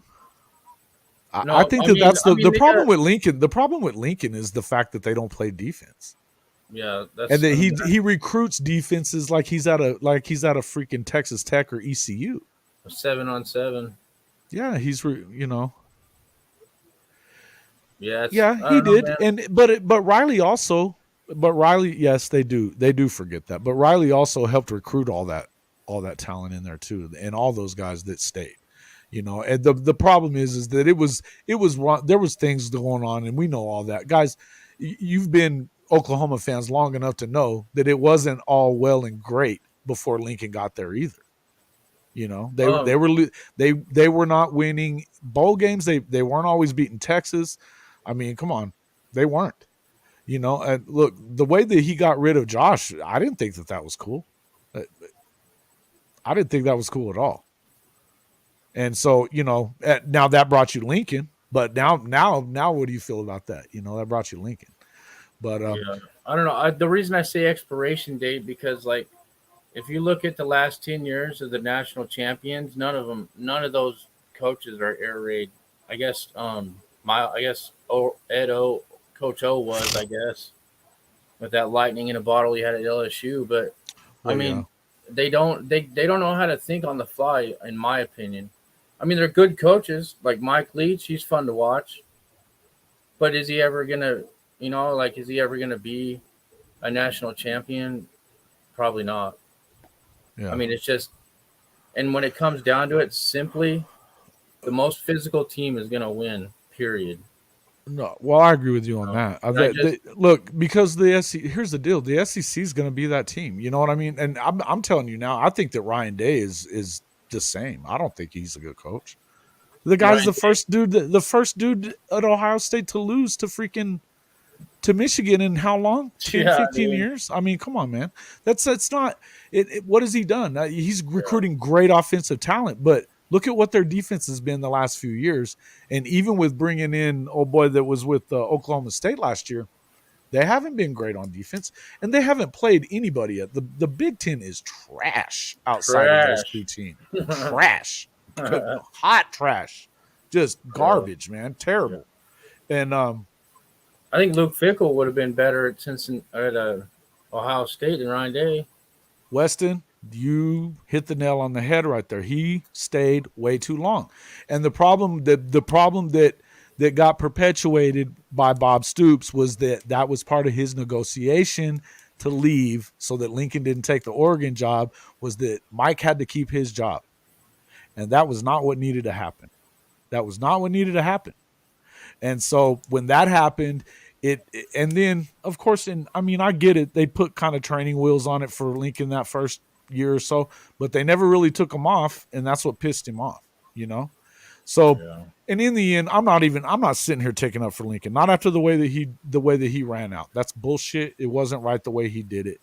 But look, I mean, he let Mike was bad without BV, and they were trying, and I remember that there were people trying to run Venables' ass out of town when he left. They thought just for sure that the biggest problem out there was Brent Venables, and it wasn't. But I mean, that's clear now, you know, because it was. I mean, look at that year with Kyler comes in and breaks all those single season records that Baker had just set, winning the Heisman and going number one the year before that. And they were winning 50 to 48 week after week after week. Yeah. I mean, good grief. He was awful. Man, and, there was a time at OU when the defense would put up 3 touchdowns. Absolutely. I remember those days, bro. I remember those days. Look, here's the deal. Coach Stoops, and as much as I like Coach Stoops, man, I'm not even being a hater. I'm really not. But after 2004, what did they do? From 2004 to 2009, they won 2 bowl games. There was the Holiday Bowl and the Sun Bowl. Ugh. And they were 8-5 seasons. They lost everything else. Every other that was the West Virginia boat race in the Fiesta Bowl, and then getting beat. They should have beaten Florida. Man, SC, LSU. I mean, it was just game after game. They're getting thumped. And it wasn't real. I mean, even that LSU game against Saban and them, it wasn't as close as the final score. It wasn't. You know, they just didn't look right. And they lost like 5 out of 7 freaking Red Rivers too during that time. Yeah. They just won a lot of games. That's it. They did. But when you lose that, I mean, that big name Bob thing wears off a little bit when you don't win the big games anymore, man. And so all I'm saying is that it was not exactly what everybody remembers it as because they're so pissed off at Lincoln, you know, and rightfully so that we're pissed off at Lincoln. All I'm saying is, yes, they did. Yes, they did. Yeah. You know why? Because BV's defense kicked the shit out of freaking Baker. You know, they just loaded up on their asses. Man, I remember that. Oh yeah, yeah. I remember that too. Look, man, it would happen year after year, and then of course when Lincoln took over, they should have won. The one thing I'll say is, and I'm waiting on to get Peyton back in here. He's our recruiting guy, but you know, I tell you something. I remember being at the Rose Bowl in 18, and they should have won it. They should have won it. They were big enough to play with Georgia, and they should have won by freaking 40. They could have actually won it. If you've noticed, it's gotten smaller and smaller and smaller all across the trenches ever since then. Yep. You know? It should have been just, that was so bad. That was so bad. 40-6. Yeah, I don't remember that at all. But it was happening. The last 10 years, BV was at Clemson. He had his defense was responsible for over 1,100 tackles for a loss and over 400 sacks. Yeah, he don't know what he's doing at all, though. Yeah, that's insane, bro. Both tops. The people. I'm so glad that our audience is not like that, though. That we're not in here screaming for BV to leave. Because it's just insanity. And the Bates craziness. The dude was 2020 recruiter of the year. He's had 9 All-Americans. He's never coached a defensive lineman that wasn't all conference at some point. Never. He's not. He sucks. He don't know what he's for doing. Real, man. That's crazy. Get out of here with that shit. You know, that pissed me off so bad.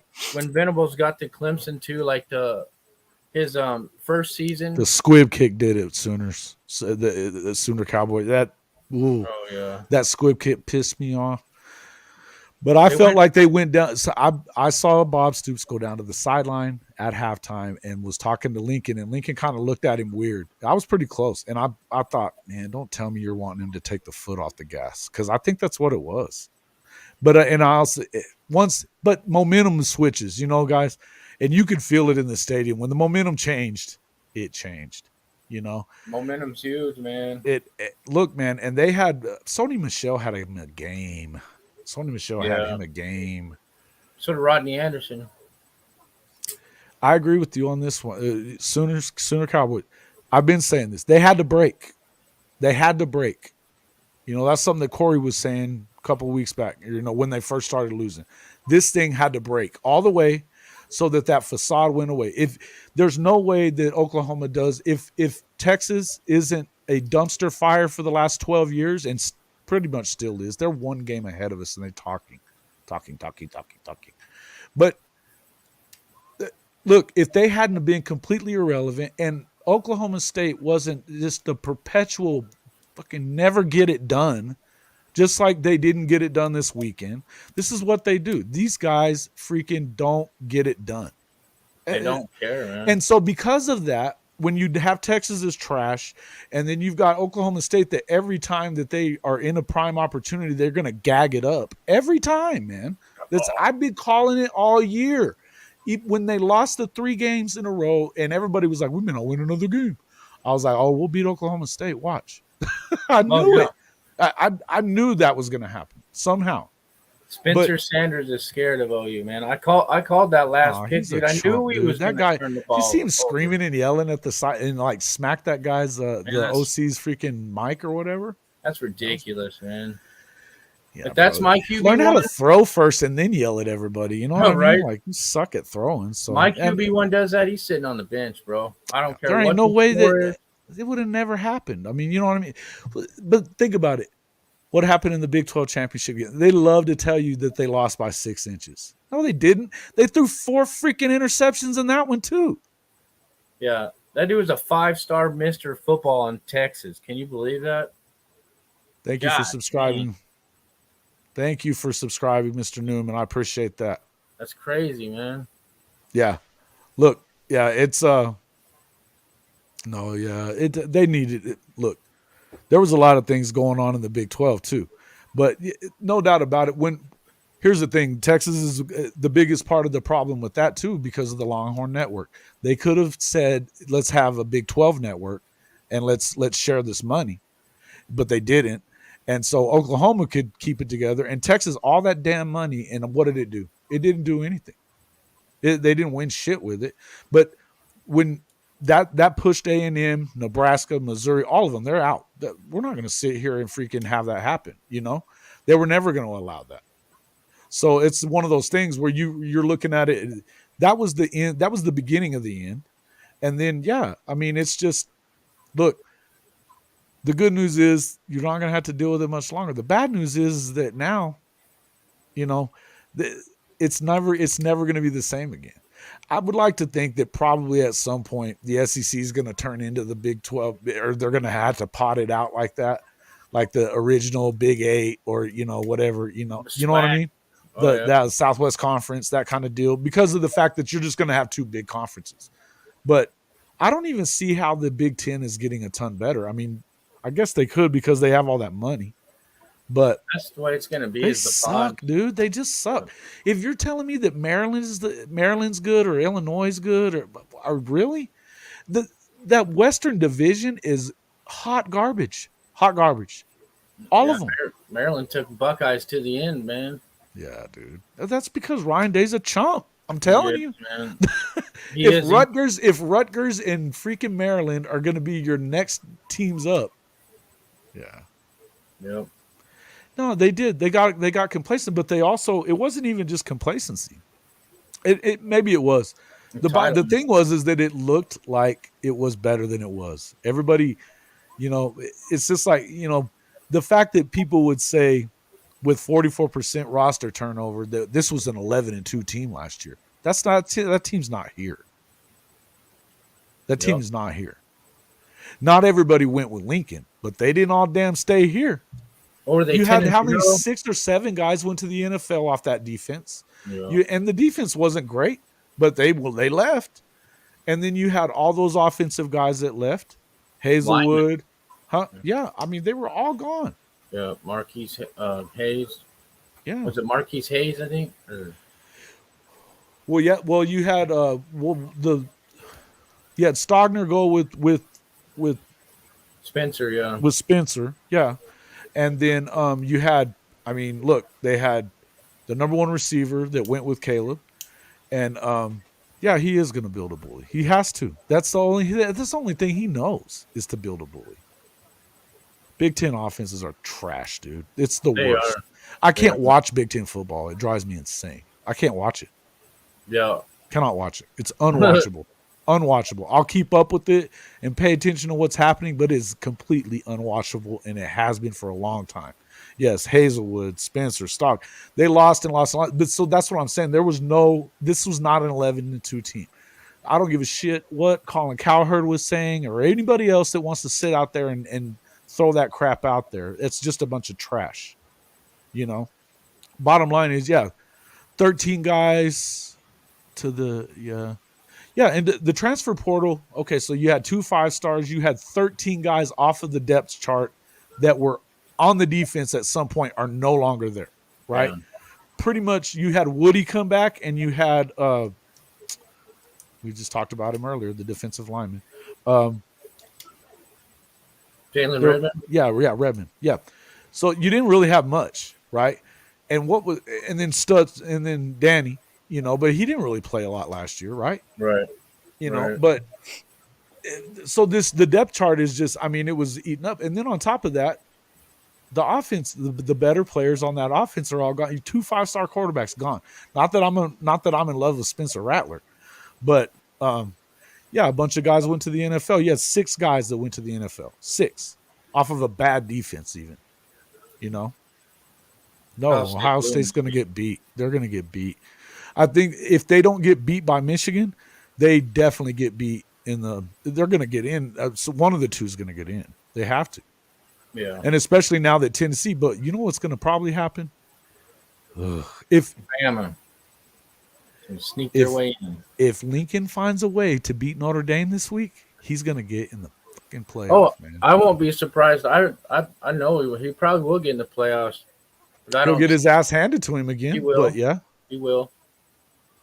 Oh, I don't know that anybody's going to touch Georgia anyway, man. I don't think that there's anybody that can. They're tough. Their offense is kind of but their defense is just, look at what they did. They took a Tennessee team that was scoring 50 and they shut up. What did they have? 13, 14? That shows you the process. Kirby Smart, man. He's just stayed at it. And now he's got himself a squad, dude. Yeah, I saw that, Coach. I was just looking at that too. Man. Yeah, man. Look, man, Kirby knows what he's doing over there, man. He's got it. He's got it right. Yeah, so Minchie flipped to that's exactly what Notre Dame needed, right? What are we talking about here? Sooner Cowboy now. Yeah, they're gonna repeat. Yeah, they're gonna repeat. There's no doubt about that. Ohio State's not winning shit, man. They haven't been tested aside from Notre Dame in the first game. I mean, you know, the test games, the ones that have tested them, huh? I wanted to ask you, did you hear about Daniel Parker Jr.?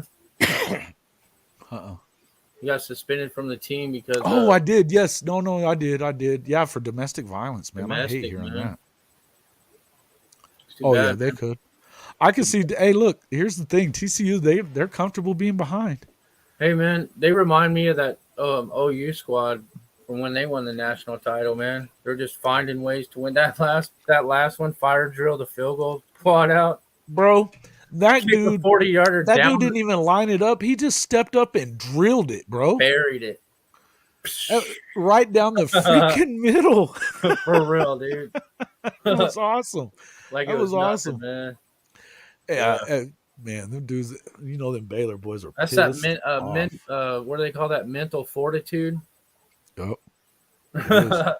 Well, and Sonny keeps saying that they practice that all the time, right? Oh, I'm sure, yeah. That they're practicing just like that all the time, and which, I mean, they looked pretty comfortable to me. I didn't think that they looked like they were having a fire drill.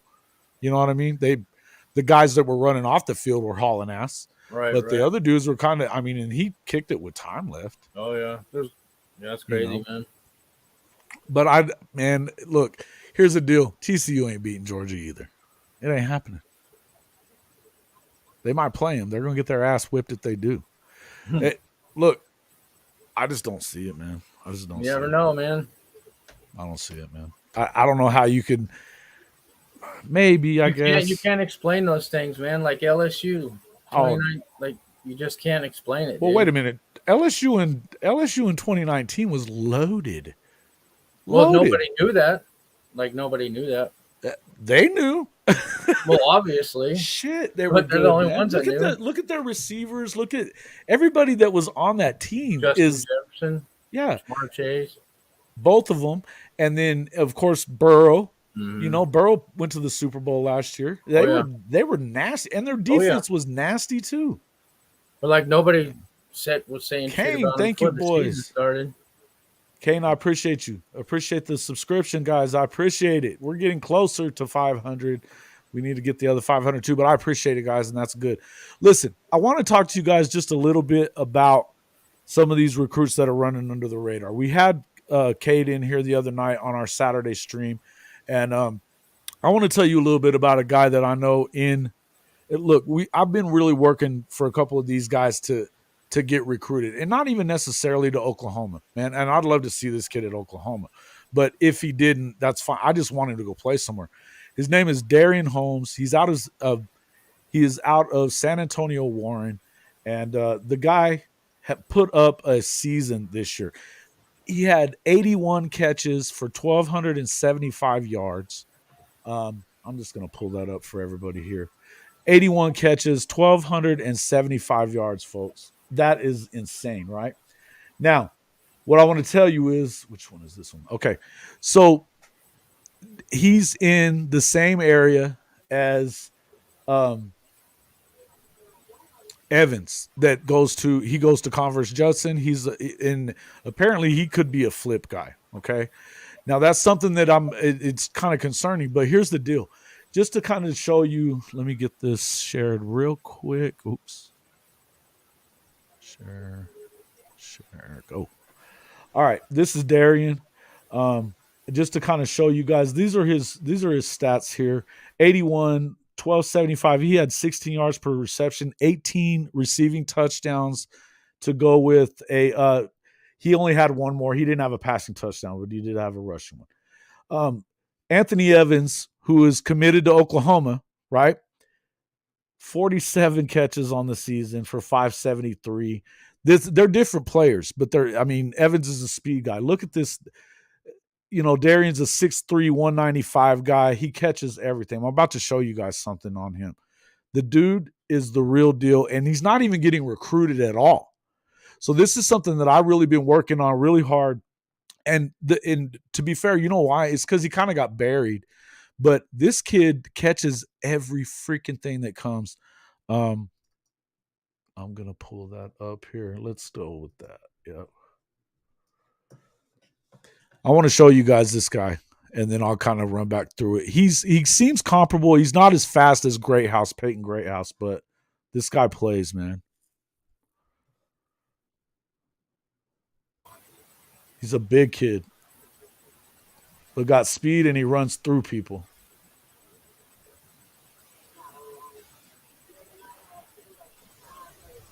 Shit. No offers, man. See, he didn't get to play last year. They were 2-8. Damn. He got hurt. High point a ball. He high points everything, bro. Look at this guy. Watch this. I'm just gonna let you guys watch it. Oh, nice. Yeah, watch this one. Fighting dude off, still caught it. Dude, he was all over him from the. For real. Nice. Pretty good, man. Yeah, that ain't even the best one yet. He has a catch like that every game. The guy had 81 catches. He doubled up the guy that's coming to OU in everything. He led 4 districts. And watch the way he just runs through people. Look at this. Boom. Damn.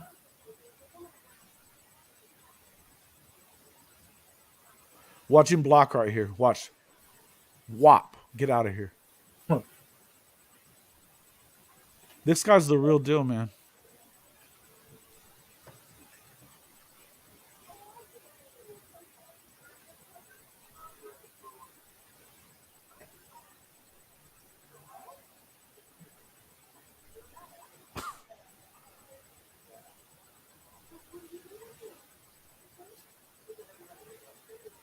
was PU all day long. Yeah, PI all day long. Yeah, watch. Did you guys just see that catch though?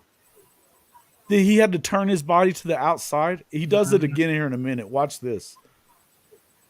You're about to see some ridiculous catches. High point right here. That's good. Yeah, he's got the frame to put on some good muscle when he gets to a college program. His coach buried his ass on the JV, didn't even know who he was until and the kid didn't bitch about it. He just went to work. He's got strength coaches, speed coaches. He just went to work, played 7-on-7 all summer. Look at this guy. He just so much control. I'm going to have to put a hype video together for that dude, man. That's kind of what this is. I'm not as good at it as you are, but look at him dragging people. Eight defenders on him. Dude. You can't guard him. And like he's literally he's not open all the time, but he's always open.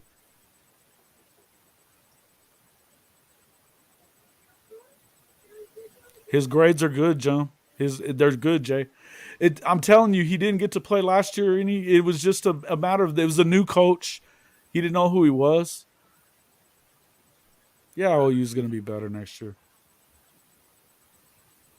All right, you're about to see some really good catches. These are all the blow-through people ones, but you're about to see a couple of really insane ones.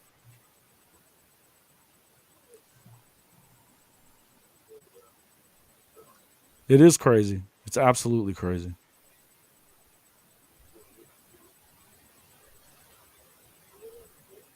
And I've been sending it out everywhere, though. I'm sending it out. It's been me. I'm freaking tweeting it every day. And, I mean, his parents are doing the best they can. They don't know any better, you know.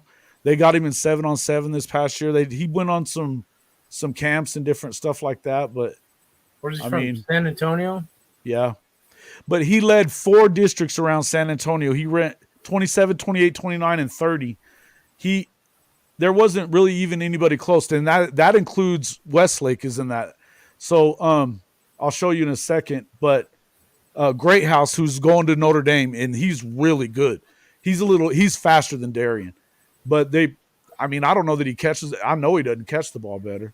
But he's really, Peyton or Great House is really, really good. That being said, his grades are good, Coach. His grades are good. He's a 3.7.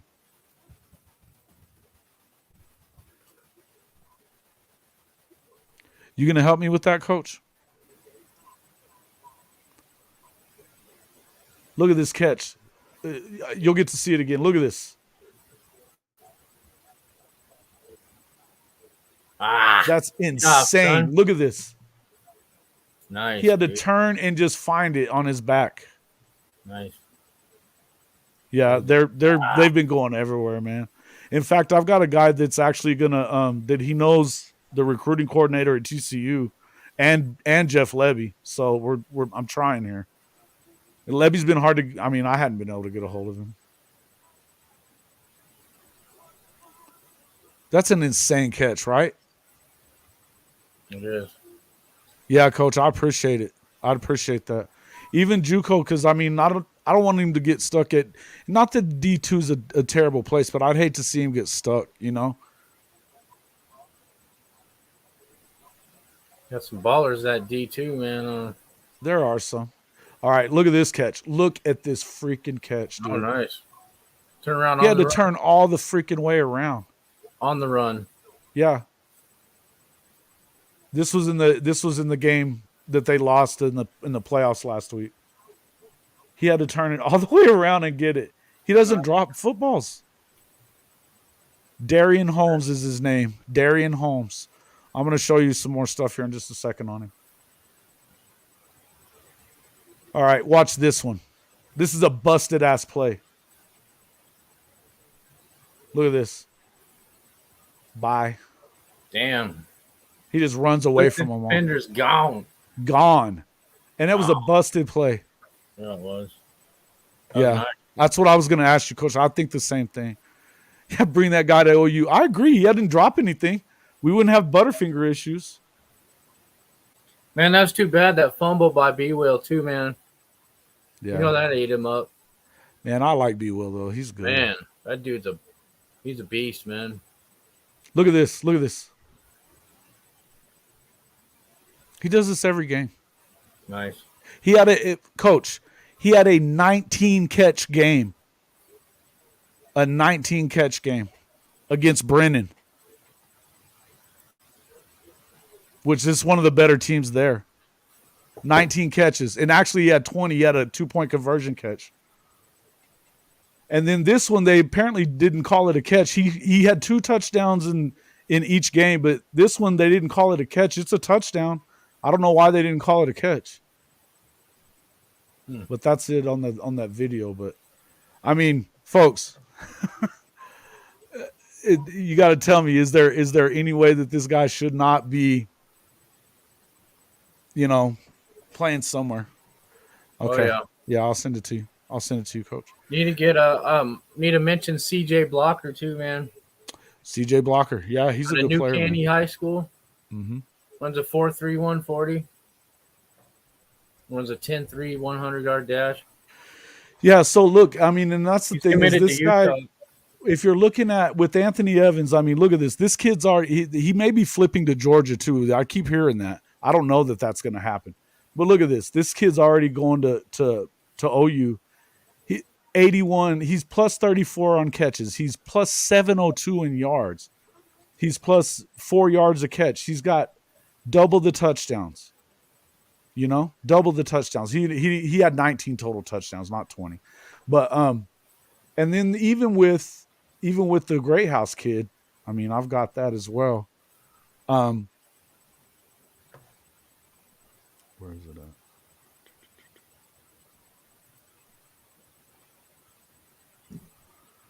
Yeah, let me share that one too. So, share. Boom. All right. So again, 1,275 yards on 81 catches. I mean, it's really good, crazy, man.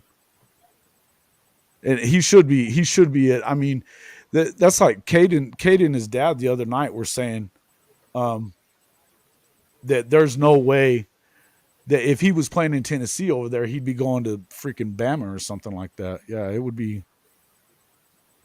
Yeah. And that's the thing. This kid, I mean, literally, there's no ball that's out of his reach. I mean, he catches everything. That one where he's turning his back, I still can't believe that one. But even with, I mean, and as good as Great House is, and I know that they don't run the same offense probably, but I mean, through 12 games, he's got him by 400 yards. He's, a little on the reception downside, and he's not quite as fast as and Jaden's great. I'm not bad mouthing any of these players, by the way, not at all. What I'm saying is that when you see this, ball don't lie, ball does not lie. There's just no way. So you've got, he's got 9 more touchdowns than Great House does, and I realize that, Westlake's got a lot of weapons, but so does Warren. I mean, Warren had a bunch of kids that were fast, real good receivers. They got a good running back. I mean, they had a good quarterback, a really good quarterback. I mean, he led the entire all 4 of those districts as well in passing yards and all that stuff as well, touchdowns, all that. So again, I just feel like this is something that to me it really bothers me that guys like this are slipping through the cracks. Great House is going to Notre Dame, and hey, listen, Coach, you're gonna love him. I've been watching his film. I've got his film right here. He's unreal. And he's fast, and he's a little faster than what Darian is, but he doesn't really make a whole lot of catches that Darian doesn't make at all. In fact, it's like that turnaround catch at the line. I mean, that's a bullet that Antonio threw him behind his back, and he flips his back around and catches that sucker for a touchdown. Then that one, I mean, he hits that corner of the end zone is his. It's like he's playing defense. It's like he's boxing people out and just going up and catching them on that and toe tapping, man. The guy's good. Yeah. I just wanted to bring it up, and I'm hoping everybody's, we've got people in here watching, so I'm really glad. And I agree with you on that. It would be great to have him at OU. I appreciate that. Yeah. And UTSA, yeah, Lech, They don't pay any attention to anybody in San Antonio, from what I understand. It's insanity.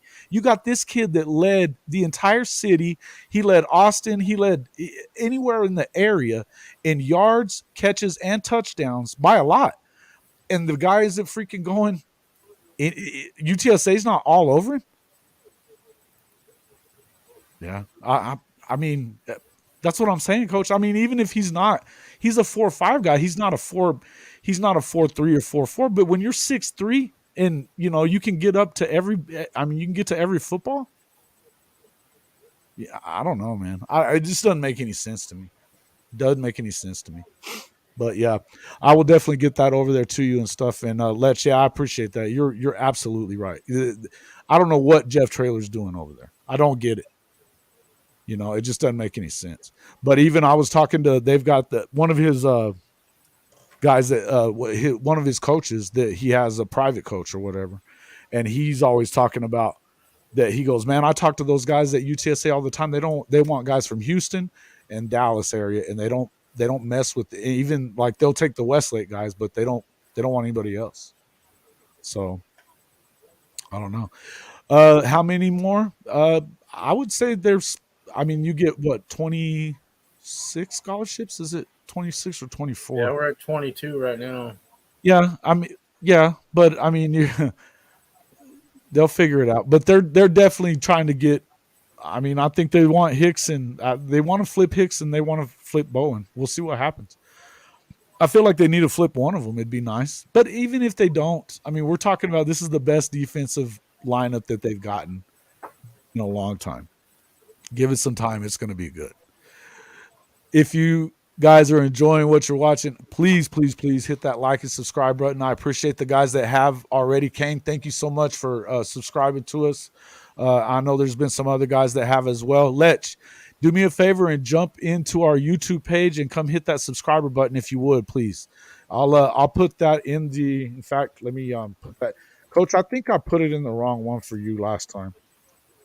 You can stop by the old Boomercast as well. Yeah, Boomercast as well. I was just going to put that up on the screen, man. CFB. I left out the @ last time for you, Coach. I'm bad. So, Chad, if you'll do that for me, man, I'd appreciate you, bud. And yeah, guys, it's we appreciate you guys all coming in through here. The Boomercast, it's what's your handle on there? Do you have a new handle on it, or is it at Boomercast? It's at Boomercast. Yeah. Okay, so if you just do at YouTube and then put at Boomercast 2, he has some amazing freaking videos that he puts up there, man. Your hype videos are dope, man. I love them. Thank you, man. Thank you. Boomercast, just at Boomercast, right? Correct. Okay, so yeah, if you do the YouTube / at Boomercast. So, okay. What do you think? Who do you take, Mordecai or DG? DG. Mordecai. Tanner Right? Mordecai. What do you mean? Yeah.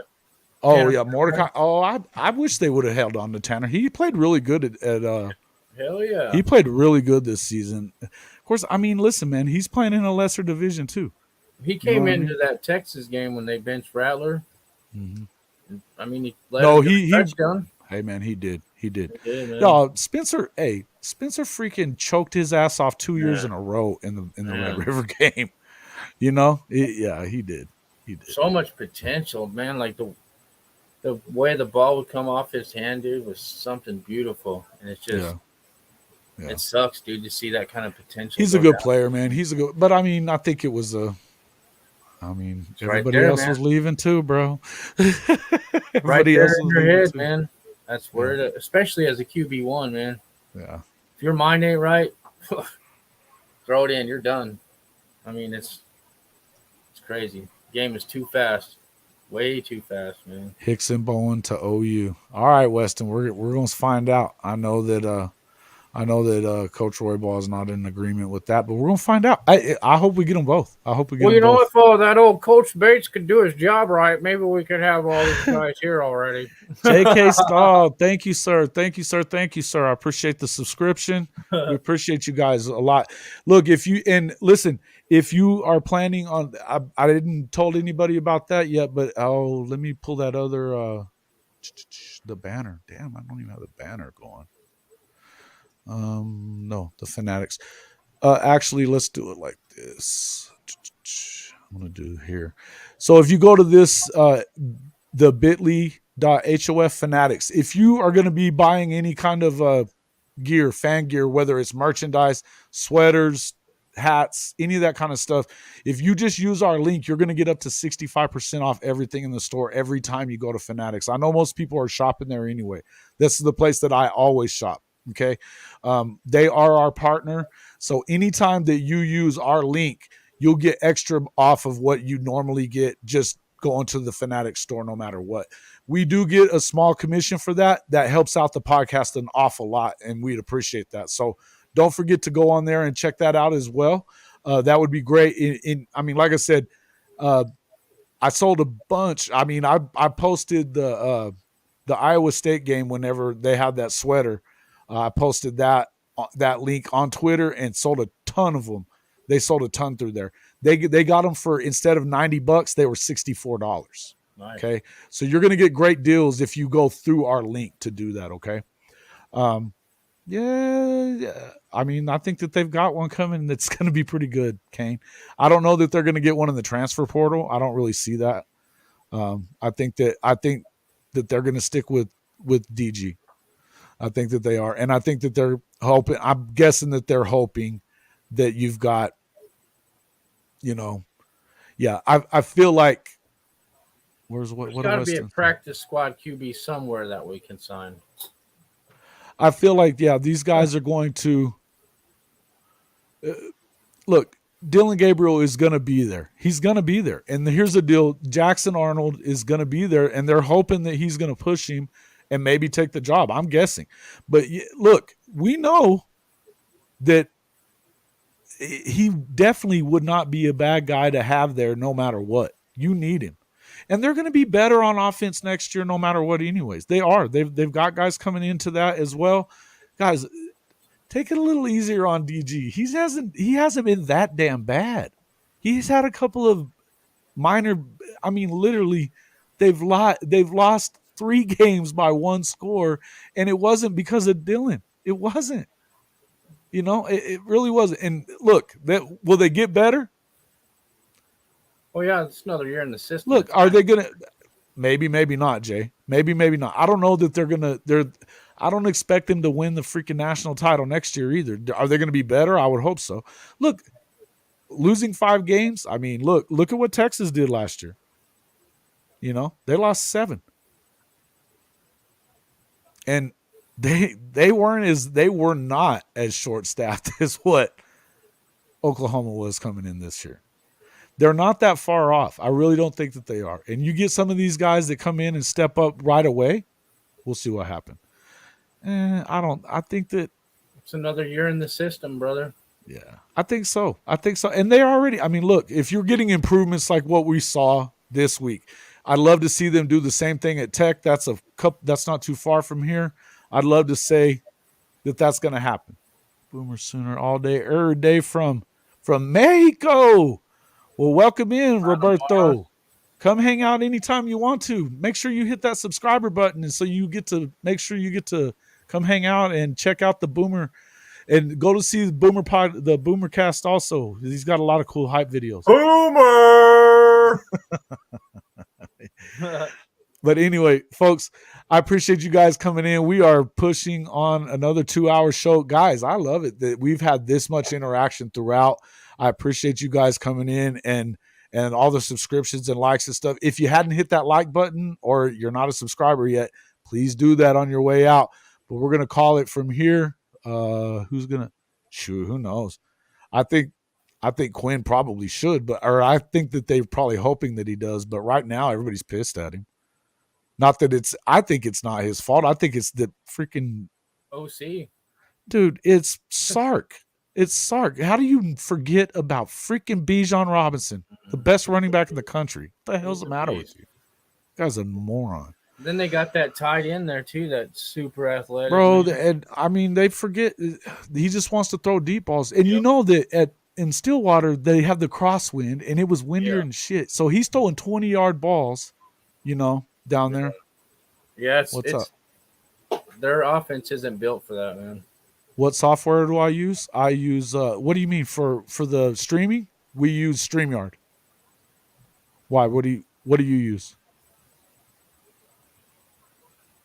Hit me in the comments. We'll talk about it in there or whatever in the comments after this is done. It's going to be done. But anyway, folks, we got to get out of here on this one, but appreciate you guys coming in. We will see you on, we've got we'll have a preview show coming up on either Thursday or Friday. I'll let you know that tomorrow for sure. You can always hit me up on Birdie Man Dub on Twitter or through Facebook. We have our stuff there as well. So appreciate it, guys. You use Audacity, Ryan? At Jagger or at Robert Jagger. Yes, I've got you up. Oh, I did have it. Where the hell is that thing? Okay, yeah, it's at Robert Jagger 19, right? 12, I think. At Robert Jagger 12. Yeah, so find us on there, and anything you guys need, and let us know. Don't forget to get in there. It's been fun talking to you guys, man. It's it's been a lot of fun. I've enjoyed the last few days of this, man. Chad, thank you so much for coming in and for your for subbing as well, man. I appreciate it, guys. You guys are the greatest. We will see you guys later in the week. Thank you so much, Jimmy. We'll talk to you soon.